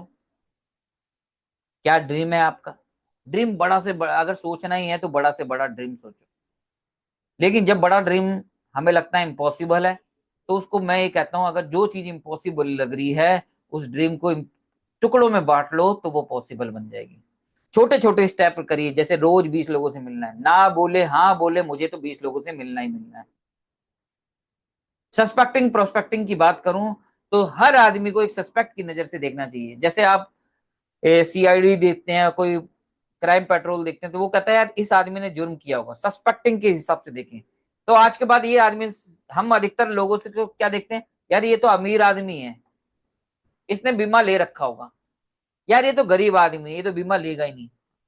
इसकी जगह पर ये सोचिए, जब भी किसी अमीर आदमी को देखें तो कहे इसके पास तो अभी तक कोई नहीं गया होगा, इसको तो मैं ही बीमा बेचूंगा।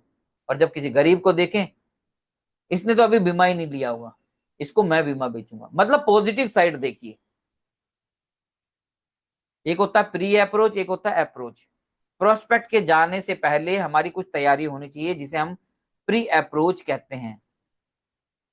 प्री अप्रोच में कॉन्फिडेंस होना चाहिए, सबसे पहली बात तो कॉन्फिडेंस होना चाहिए। कोई कहता है मैं काफी अकेला हूं, एक सेंटेंस है मैं काफी अकेला हूं, इसी सेंटेंस को थोड़ा चेंज कर देते हैं, मैं अकेला ही काफी हूं। मैं काफी अकेला हूं, मैं अकेला ही काफी हूं, दोनों में जमीन आसमान का अंतर है। तो वो मैं उसको कैसे पॉलिसी समझाऊंगा? जैसे अभी फिल्म आई थी, ए, अर्जुन जो हीरो थे, उनकी फिल्म आई थी, तो उसमें वो डरते नहीं है, मैं झुकेगा नहीं, वो कहते हैं मैं झुकेगा नहीं। बस ऐसा ही कॉन्फिडेंस आपको चाहिए, मैं झुकेगा नहीं। होता है, देखते हैं क्या होता है, देखा जाएगा। ऐसे कॉन्फिडेंस के साथ में आप मार्केट में जाइए और लोगों से मिलिए। ना सुनने के लिए तैयार रहिए, कि ना सुनने के, अगर एक आदमी ना बोलता है तो सीधा दूसरे आदमी से मिलने के लिए तैयार रहिए। जो इंश्योरेंस एजेंट दूसरे आदमी से मिलने के लिए तैयार रहेगा, वही आगे बढ़ेगा। जो मायूस हो जाएगा, हाँ पुष्पा, बिल्कुल सही बता पुष्पा। तो जो आदमी ना सुनने के लिए तैयार रहेगा वो ही आगे ना सुनने के लिए तैयार हो, ना सुनने के बाद भी मार्केट में अगले आदमी से मिलने के लिए तैयार रहेगा, वही आदमी कामयाब होगा। जो एक आदमी ने ना बोल दिया, हार गया, तो वो कामयाब नहीं होगा। मैं हमेशा कहता हूं 5 लोग तो मुर्दा को भी मिल जाते हैं, 4 उठाने वाले, एक आगे चलने वाला। तो हम तो फिर भी इंसान है, क्या हमें रोज के 5 लोग भी नहीं मिल सकते क्या? तो ना सुनने के लिए तैयार रहिए। बी पंक्चुअल, हमेशा समय पर पहुंचिए। जैसे 2 बजे का टाइम है तो समझ लो 2 बजे मेरे को पहुंचना है।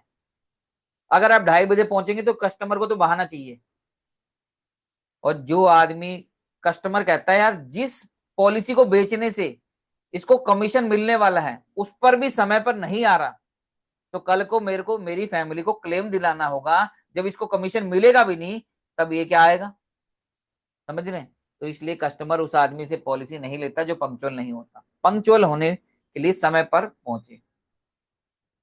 ड्रेस कोड होना चाहिए, ड्रेस कोड होना चाहिए बढ़िया सा। कस्टमर को जब पॉलिसी समझाने जा रहे हो तो कभी टी शर्ट पहन लिया, कभी लोअर पहन लिया, ऐसा नहीं होगा। अगर बड़ा प्रीमियम उठाना है तो पहले से आपको कस्टमर की जानकारी थोड़ी बहुत होनी चाहिए, क्या कस्टमर करता है, कितने लोग उसकी फैमिली में हैं। ये थोड़ी थोड़ी जानकारी जितनी इकट्ठी करेंगे उतनी अच्छी तरीके से हम पॉलिसी समझा पाएंगे, जिसको मैं कहता हूँ फैक्ट फाइंडिंग। फैक्ट फाइंडिंग आगे हम फिर कभी बताएंगे। अभी मैं शॉर्ट में ये बता रहा हूँ कि थोड़ी बहुत जानकारी हमारे पास, कस्टमर क्या काम करता है, किस तरीके का काम करता है, कितने सैलरी है उसका, कैसा घर है, ये सब चीजें हमें पता होनी चाहिए। अपने बैग में लैपटॉप, पेन, बढ़िया से 2-3 पेन होने चाहिए। कभी कभी क्या होता है कि हम कस्टमर से पेन मांगते हैं, हमारा पेन भी रुक जाता है, तो पेन बढ़िया होना चाहिए, 2-3 पेन होने चाहिए, लैपटॉप होना चाहिए और फॉर्म होना चाहिए। लैपटॉप नहीं भी है तो कम से कम मोबाइल तो आपके पास होना ही चाहिए। प्रोडक्ट नॉलेज होनी चाहिए, लाभ क्या है, उमंग क्या है, उत्सव क्या है, लक्ष्य क्या है। ये सभी प्रोडक्ट की नॉलेज आपको अच्छी होगी तो भी आप अच्छी तरीके से गाइड कर पाएंगे। जब भी किसी से ऑफिस में मिलने जाएं, अप्रोच इन ऑफिस, ऑफिस में मिलने जाएं तो सिर्फ बीमे की बात करें, क्या लेना है देना है क्या सब चीजें, वो इधर उधर की बात मत करो। कोई कोई कह रहा अरे मोदी जी ने ये किया, राहुल जी ने ये किया, राहुल गांधी ने ये किया, पॉलिटिक्स की बातें कर दी, खेल की, कोई नहीं, सिर्फ काम की बातें करें, क्योंकि वहां पर काम, समय कम होता है, क्योंकि वो वहां पर जॉब पर बैठा हुआ है। और अगर घर पर मिलने जा रहे हैं तो हमेशा घर में जब जाएं तो घंटी अगर हम बजा रहे हैं तो एक बार बजाएं, 5 मिनट का गैप दें। ऐसा नहीं कि एक बार घंटी बजाई, उसी समय दूसरी बार घंटी बजा दिया, बैल बजा दिया, ऐसा नहीं। क्योंकि हो सकता है कि कस्टमर कुछ जरूरी काम कर रहा हो, मेडिटेशन कर रहा हो या कुछ भी कर रहा हो, तो 5 मिनट का समय दीजिए। जब उसके घर में जाएं तो हमेशा जूते उतार कर दें। कई बार कस्टमर कहता है अरे आ जाओ, ऐसी कोई दिक्कत नहीं है, जूते पहन कर आ जाओ, तो भी कोई बात नहीं, जूते उतार कर जाइए। क्यों? क्योंकि सफाई तो बेचारा वो नहीं करता, उसकी वाइफ करती है। अब वो नाराज हो जाएगी जब आप उसके, अब उसको नाराज किसी को भी नहीं करना, कस्टमर को कोई परेशानी नहीं, लेकिन उसकी वाइफ को परेशानी हो सकती है। तो हमेशा जूते उतार कर जाए। जब भी घर में घुसे, जहां उसका मंदिर दिखे उसको नमस्कार करें, प्रणाम करें, बूढ़े बुजुर्ग को पैर छुएं। ये छोटी छोटी चीजें हमें होम के घर में ध्यान देनी है। एक बारी, कई बारी क्या होता है कि जब हम घर में पॉलिसी समझाने जाते हैं, बीच में बच्चा आ गया खेलने के लिए, पापा चलो पापा ये करो, तो कई बार हमें भी गुस्सा आ जाता है, यार यहाँ हम बातें कर रहे हैं पॉलिसी की, ये बच्चा बीच में आ गया। तो हमेशा पोलाइटली रहें, जैसे कि मैंने कहा, जब बच्चा आ गया किसी कस्टमर का, बच्चा कह रहा है पापा पापा वो देखो, और हम भी कुछ बोल दें, तो हमें तो कुछ बोलना नहीं। और फादर अगर उसको कुछ कहते भी हैं तो हमेशा ये कहें, एक तो चॉकलेट वगैरह कुछ रखें बच्चे को गिफ्ट देने के लिए ताकि उसमें बिजी हो जाए। दूसरा, बच्चे को कुछ गिफ्ट वगैरह दे देंगे तो बच्चा उसमें बिजी हो जाएगा। दूसरा, अगर कुछ बच्चा फादर को कह रहा है कि पापा ये देख रहे हो ये देखो, तो पहले उसको कहिए भाई साहब एक बार देखिए बच्चा क्या कह रहा है, जरूर कुछ ना कुछ काम की बात कह रहा होगा। मतलब बच्चे को अप्रिशिएट कीजिए, क्योंकि अगर बच्चे को आज आपकी वजह से डांट पड़ी तो समझ लीजिए कल वो हमारा कस्टमर होने वाला, क्योंकि वो बड़ा होगा तो हमारा, कस्टमर बनेगा तो अभी से उसके अंदर नाराजगी रहेगी, यार अंकल की वजह से डांट पड़ी थी। तो हमेशा उसको ये कहिए, अरे भाई साहब पहले बच्चे को देखिए क्या कह रहा है, कुछ काम की बात ही कह रहा होगा, पहले एक बार ध्यान दीजिए बच्चे पे। तो बड़े पोलाइटली वे से बच्चे को ध्यान में रखिए, बच्चे को गिफ्ट दीजिए, ये सब चीजें अप्रोच इन होम के घर के वक्त रखिए। और आखिरी में ये कहूंगा, सक्सेस का एक ही फार्मूला है, E+R=O। ई का मतलब इवेंट, घटना, आर का मतलब रिस्पॉन्स, और ओ का मतलब होता है आउटकम्स। दोस्तों ये मीटिंग हुई है, घटना हुई है, इसका रिस्पॉन्स आप कितना जबरदस्त देते हैं इन 2 से 4 दिन के अंदर, उतना आउटकम्स आएगा। कोई कहेगा अरे यार ये तो मीटिंग थी, आज टाइम पास हो गया, चलो अच्छी बात है, आज संडे के दिन बेकार में कर, आज मीटिंग तो हो ही गई। अब आप रिस्पॉन्स देते हैं, यार आज संडे के दिन सर ने मीटिंग कर ली, आज तो मैच भी चल रहा था, वर्ल्ड कप चल रहा है। या कोई कहता है यार आज तो मेरे को अपने हस्बैंड हस्बैंड के साथ जाना था या बीवी के साथ जाना था, मतलब नेगेटिव रिस्पॉन्स दिया, तो आपका बैंक बैलेंस भी नेगेटिव आएगा। लेकिन आपने कहा यार मीटिंग तो बहुत जबरदस्त थी, अब तो ये वाले फार्मूले, मुझे रुकना नहीं है, मुझे sales is like recovery of money, मुझे हर आदमी से पैसा मांगना है, और मुझे कोई फॉलो अप करने में शर्म की बात नहीं है, ये सब रिस्पॉन्स जबरदस्त देंगे, तो देखिए आपका बैंक बैलेंस भी बढ़ेगा। तो दोस्तों आखिरी में फिर से कहूंगा कि मेरा नाम अमित मलिक है, पिछले 12 सालों से मैं ट्रेनिंग फील्ड के अंदर हूं, ऑल ओवर इंडिया में सभी जगह लगभग मैं ट्रेनिंग दे चुका हूं, और ऑनलाइन, पहले ऑफलाइन भी हमारी सेशंस होते हैं, ऑनलाइन भी सेशंस होते हैं। नेक्स्ट क्लास में मैं आपके सामने और भी कुछ प्लान्स के बारे में डिस्कस करूंगा। आज मैंने सिर्फ सेल्स के बारे में प्लस मोटिवेशन के ऊपर बात की। कैसा सेशन रहा चैट में लिख कर बताइए, और अनम्यूट करके अगर कुछ शेयर करना चाहें तो आप शेयर कर सकते हैं। हाँ, मैंने अनम्यूट की ऑप्शन कर दी है, अगर सर भी कुछ बोलना चाहें वो भी बोल सकते हैं, चैट में लिख सकते हैं कि कैसा सेशन रहा आज का। और अगर कोई बोलकर शेयर करना चाहे तो बोलकर भी शेयर कर सकता है, अनम्यूट करना होगा। हाँ जी। हाँ जी, BL जी आप भी अनम्यूट कर सकते हैं, जो भी आप हाँ जी, डेवलपमेंट ऑफिसर जो भी हैं वो अनम्यूट कर सकते हैं, आज के सेशन के बारे में चर्चा कर सकते हैं। अगर कोई और एजेंट शेयर करना चाहे तो वो भी अनम्यूट कर सकता है, चैट में भी लिख सकता है। Thank you Jagdish ji. जगदीश जी कह रहे हैं बहुत हाँ बढ़िया। अमित जी, आज हाँ जी। आज का सेशन बहुत बढ़िया रहा है। बेसिक चीज़ों पे अपन ने बात की है। तो मैं तो सभी अभिकर्ताओं से ये कहूंगा कि नेक्स्ट और अपन 3 सेशंस, ये टोटल 4 सेशंस में जुड़ेंगे, तो उनमें भी जुड़े। आज ये मैच की वजह से काफ़ी लोग नहीं जुड़ पाए, और भी कहीं व्यस्तता थी, उनको भी आग्रह करेंगे कि नेक्स्ट सेशन में जुड़ें, क्योंकि अगले सेशंस में कई इंपॉर्टेंट कॉम्बिनेशंस और सेल्स टेक्निक्स पे बात होने वाली है। हाँ जी। तो ये तो अपना एक इंट्रोडक्टरी और बेसिक कोर्स था। तो वो भी अपन जल्दी ही तारीख डिसाइड करके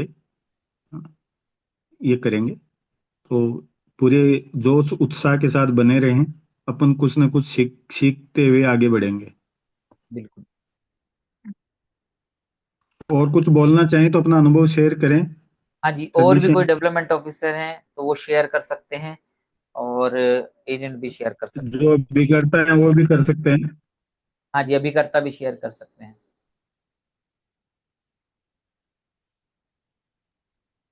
हाँ जी, असलम जी कह रहे हैं बहुत ही बोलिए शानदार नीलम है। जी, अलका जी, रजनी जी।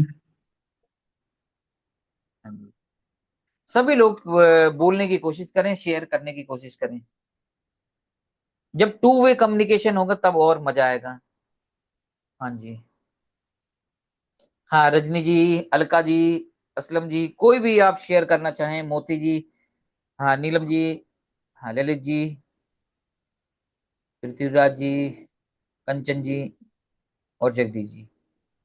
हाँ जी, कोई भी शेयर करना चाहे अनम्यूट कर सकता है, मैंने अनम्यूट की ऑप्शन दी है।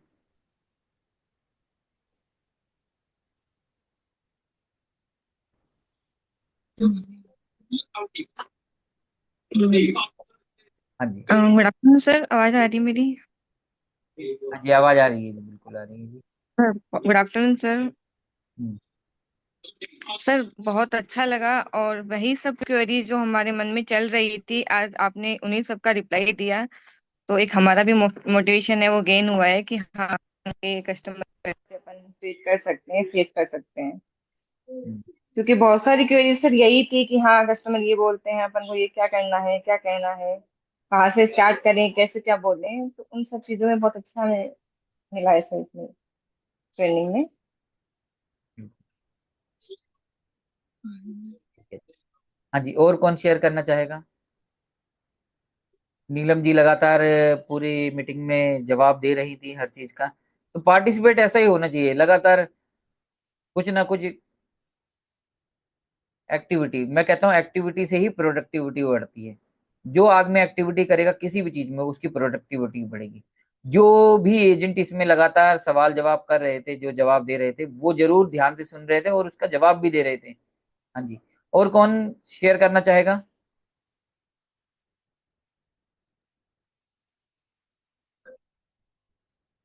हाँ जी, बाकी लोग भी वो शेयर कर सकते हैं। सिर्फ 2 से 3 मिनट में आप शेयर कीजिए, फिर हम लोग वाइंड अप करेंगे। हाँ जी।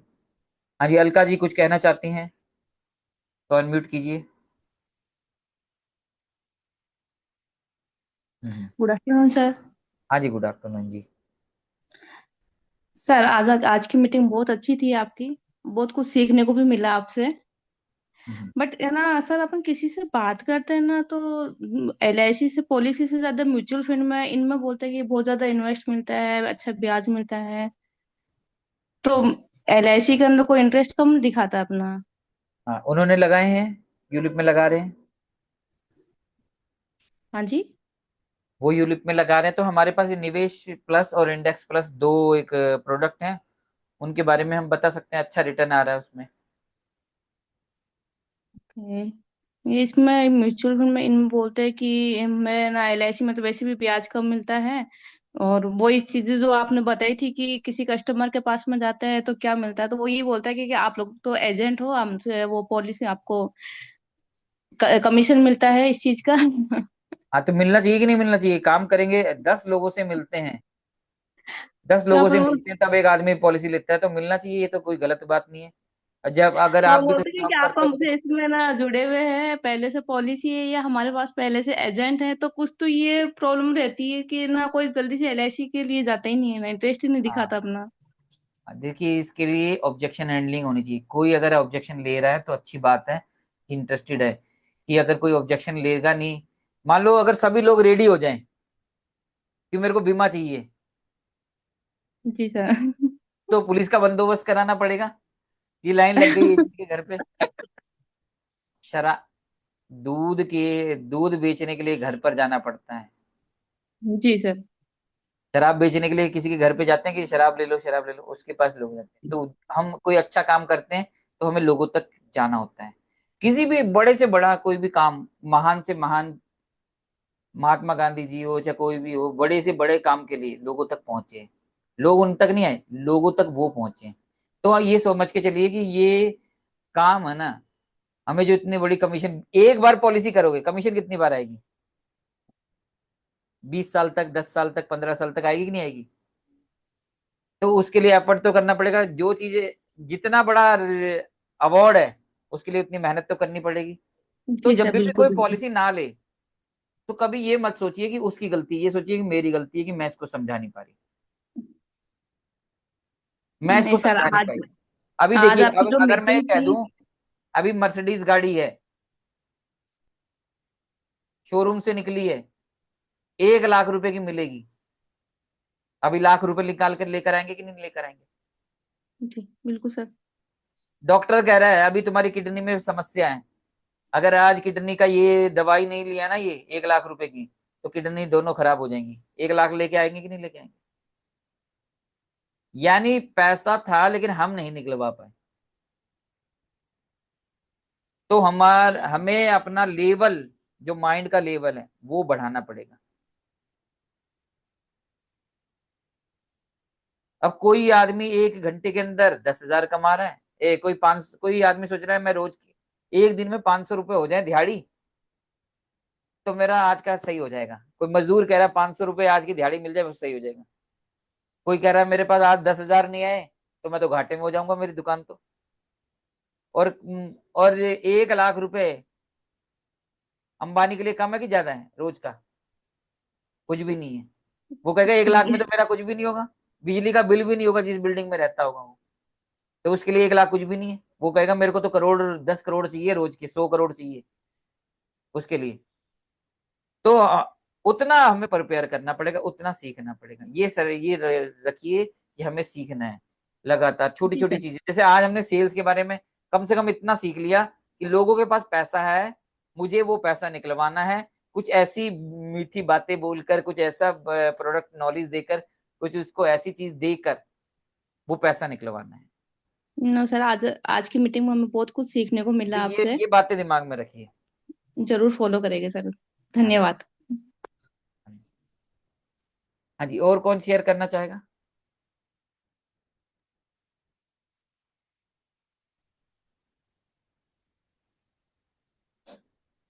नमस्ते सर। हाँ जी, नमस्कार जी। नमस्कार सर, देखो पैनल पे बोलने के लिए मुझे भी मौका मिला। अच्छा, सर हाँ मैं जी। क्या है कि LIC में ज्वाइन तो नहीं हूँ, लेकिन मेरे रिलेटिव है वो LIC कर रहे हैं। अच्छा। और मैं डायरेक्ट सेलिंग में काम करता हूँ पिछले 1 साल से। और मैंने जब आज की मीटिंग आपसे ली तो मैंने यहाँ से बहुत कुछ सीखा भी। और मैं मेरे खुद के अपने फील्ड में भी इसको उतारना चाहता हूँ, तो मैंने आपसे सीखा है। और उनकी भी हेल्प करना चाहता हूँ, जो नॉलेज मैंने आपके माध्यम से सीखा है। हाँ, तो thank you sir, Amit ji sir, आपका बहुत आभारी हूँ। आपने आज बहुत अच्छा नॉलेज दिया, शानदार, जबरदस्त। और रेगुलर में आपकी मीटिंग में आता रहूंगा जैसे जैसे टाइम मिलेगा। बिल्कुल थैंक यू बिल्कुल। सर, आपने मुझे बोलने का मौका लिया। ठीक है। तो साथियों, एक से एक जबरदस्त सेशन होने वाला है, सभी मीटिंग में जरूर एक तो अवेलेबल रहें। हाँ, यहाँ पर। हाँ जी, और कोई शेयर करना चाहता है? हाँ जी, रजनी जी। हाँ जी सर। हाँ गुड जी, आफ्टरनून सर। हाँ जी, गुड हाँ आफ्टरनून। जी, आज तो बहुत अच्छा लगा, लेकिन मैं ये पूछ रही हूँ कि आपने कहा पैसा निकलवाना है। निकल जैसे ही हम जाते हैं तो वो कह देते हैं हमें, हमारी तो LIC हुई भी है। जैसे भी मैंने कहा कि मैं LIC से हूँ, तो मेरी तो LIC हो रखी है। तो इंश्योरेंस, मैंने कहा इंश्योरेंस, हमने इंश्योरेंस किया हुआ है, तो क्या है, थोड़ा सा इंश्योरेंस, तो उनको कैसे मैनिपुलेट करें कि भाई थोड़ा सा इंश्योरेंस ही से हो जाएगा, जितना आपने लिया हुआ उससे हो जाएगा। पहले ये ऑब्जेक्शन हैंडलिंग का पार्ट है। जैसे कोई कहता है कि मेरे पास है ना 10 पॉलिसियां हो रखी हैं, हाँ, जाते ही जैसे वो ही कह रहा है मैंने तो LIC से 10 पॉलिसियां करा रखी LIC। है। हाँ। तो उसको कहना ये तो बहुत अच्छी बात है, आपने 10 पॉलिसियां करवा रखी है। महाभारत आपने देखी है? उसमें महाभारत के अंदर कौरव कितने थे? 100। सो और पांडव कितने थे? 5। जीत 5। किसकी हुई थी? पांडव की। पांडव की। पांडव की हुई थी। मुद्दा ये नहीं है कि आपके पास 10 पॉलिसी थी कि 20 पॉलिसी थी। मुद्दा ये है कि वो आपकी जो टोटल बीमा है 10 पॉलिसी का, वो आपका प्रॉपर बीमा है कि नहीं है, यह सफिशिएंट है। सफिशिएंट है कि हाँ, नहीं अगर है। आपने मान लो आपने एक किसी ने एजेंट ने करी 1,21,000 की, पहले 14 नंबर टेबल चलती थी, अभी 914 नंबर टेबल, 714 नंबर है। तो किसी ने 14,21 दे दी, 14,22 दे दी, 14,23 दे दी, 15 साल के लिए दे दी, 1-1 लाख की दे दी। अब 1-1 लाख की मैच्योर हो रही है, टोटल 10 पॉलिसी हो गई उसकी, 10 10 लाख का इंश्योरेंस है टोटल। जबकि वो बंदा करोड़पति की, उसकी उसके 1,10 लाख रुपए उसकी कोई वैल्यू नहीं है उसके लिए। तो उसको हमें ये समझाना है कि ये प्रॉपर बीमा, ये आप मेरे को दिखाएंगे तो मैं आपको क्या पता कुछ और सजेस्ट कर पाऊं, या कोई और आप उस बीमे से सीख पाऊं। ये तो मैं ही सीख जाऊं, या उसमें कुछ किसी में एक्सीडेंटल बीमा है नहीं है, उसमें मैं आपकी कुछ वैल्यू ऐड करवा पाऊं, उसको ठीक कर पाऊं। मतलब ऐसे बोलना है कि हमें वो दिखाओगे तो मैं आपको क्या पता कुछ सजेस्ट कर दूं, कई बार कुछ कमियां होती हैं तो उसको ठीक करवा दूं। तो वो दिखाएगा, फिर उसके बात करनी। और कोई कह रहा है मेरा 1 करोड़ का बीमा है मेरा, तो वो सीधा ही उसने बोल दिया 1 करोड़ का बीमा है। अब हम कहें ये तो खुद ही पांडव है, ये तो 1 करोड़ का बीमा इसने खुद ही बोल दिया। फिर फिर मुस्कुरा कर बोलना है, सर आपका 1 करोड़ का ही बीमा है बस, मुझे तो लग रहा था 5 करोड़ का बीमा होगा। आपको मतलब घर और आपकी गाड़ी बंगला ये सब देख के तो ऐसा लग रहा था 5 करोड़ का, मतलब वो हमें झुकाए कि हमें उसको झुका दें कि वो बोले कि 1 करोड़ का बीमा, तो हम घबराने की जरूरत नहीं है, सीधा उसको बोलो अरे हमें तो सर आपको देख के तो लग रहा था कि 5 करोड़ का बीमा, सिर्फ 1 ही करोड़ का बीमा है। मतलब ऐसी बातें थोड़ी सी बोलनी है, तो तब उसको लगेगा ठीक कि है। झटका लगेगा। हम कहेंगे उसने बोल दिया 1 करोड़, उसने बोल दिया 10 पॉलिसी है, तो भी हम डर गए यार इसके पास तो पहले से 10 पॉलिसी, अब 11वीं कहाँ से बेचू। या उसने कह दिया 1 करोड़ का बीमा है, अरे यार मैं इसको और बीमा कहाँ बेचू, इसका तो 1 करोड़ मिलेगा मरने के बाद, तो कैसे बेचू। तो मतलब हमें बातों को थोड़ा सा ऐसे करना है, ये हमारा ऑब्जेक्शन हैंडलिंग 4th क्लास में ही आएगा ये सारी चीजें। Okay sir, thank you sir. मतलब अलग अलग एजेंट कैसे कैसे, अलग अलग कस्टमर कैसे सोच रहा है, क्या बोल रहा है, तो उसको कैसा जवाब देना चाहिए, वैसे उसका हमें बताना है। ठीक, थैंक यू सर।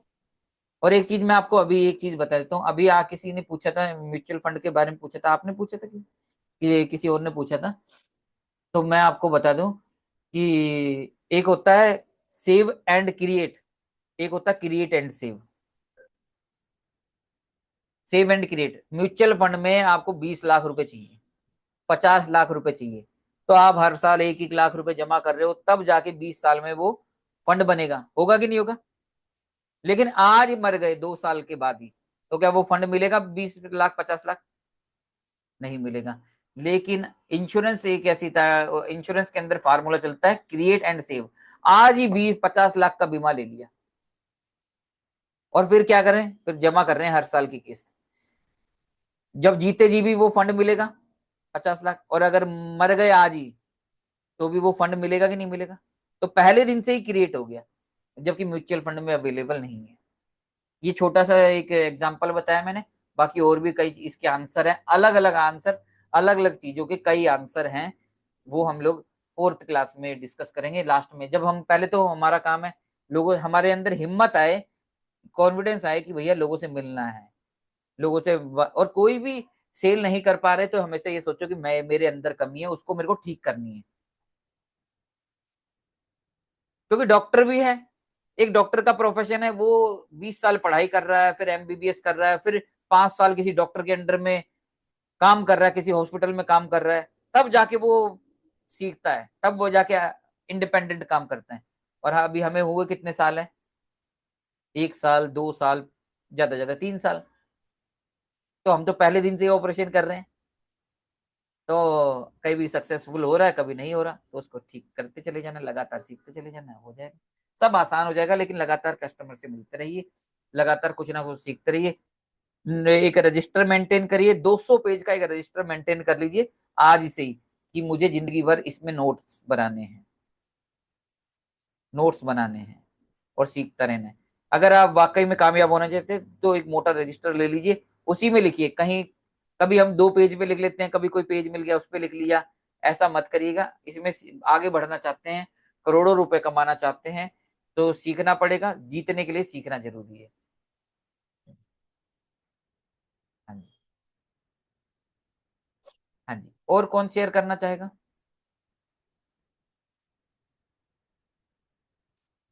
हाँ जी, ठीक है, तो हाँ जी सर, तो इसी के साथ वाइंड अप करें। हाँ जी बीएल जी, हाँ जी, हाँ बिल्कुल सर, नेक्स्ट क्लास जल्दी ही अपन डिसाइड कर लेंगे। बिल्कुल जी, ठीक है जी। तो दोस्तों आप बिल्कुल। लोगों ने बहुत अच्छा रिस्पांस दिया अपना, और सभी ने चैट में लगातार मेरे साथ में बने रहे, और शेयरिंग भी की अपनी, मुझे बहुत अच्छा लगा। आप सभी का बहुत बहुत धन्यवाद, और सर का भी बहुत धन्यवाद करना चाहूंगा, उन्होंने मुझे यहाँ ये प्लेटफॉर्म दिया आपको, आपके बीच आने के लिए। धन्यवाद। धन्यवाद सर, धन्यवाद।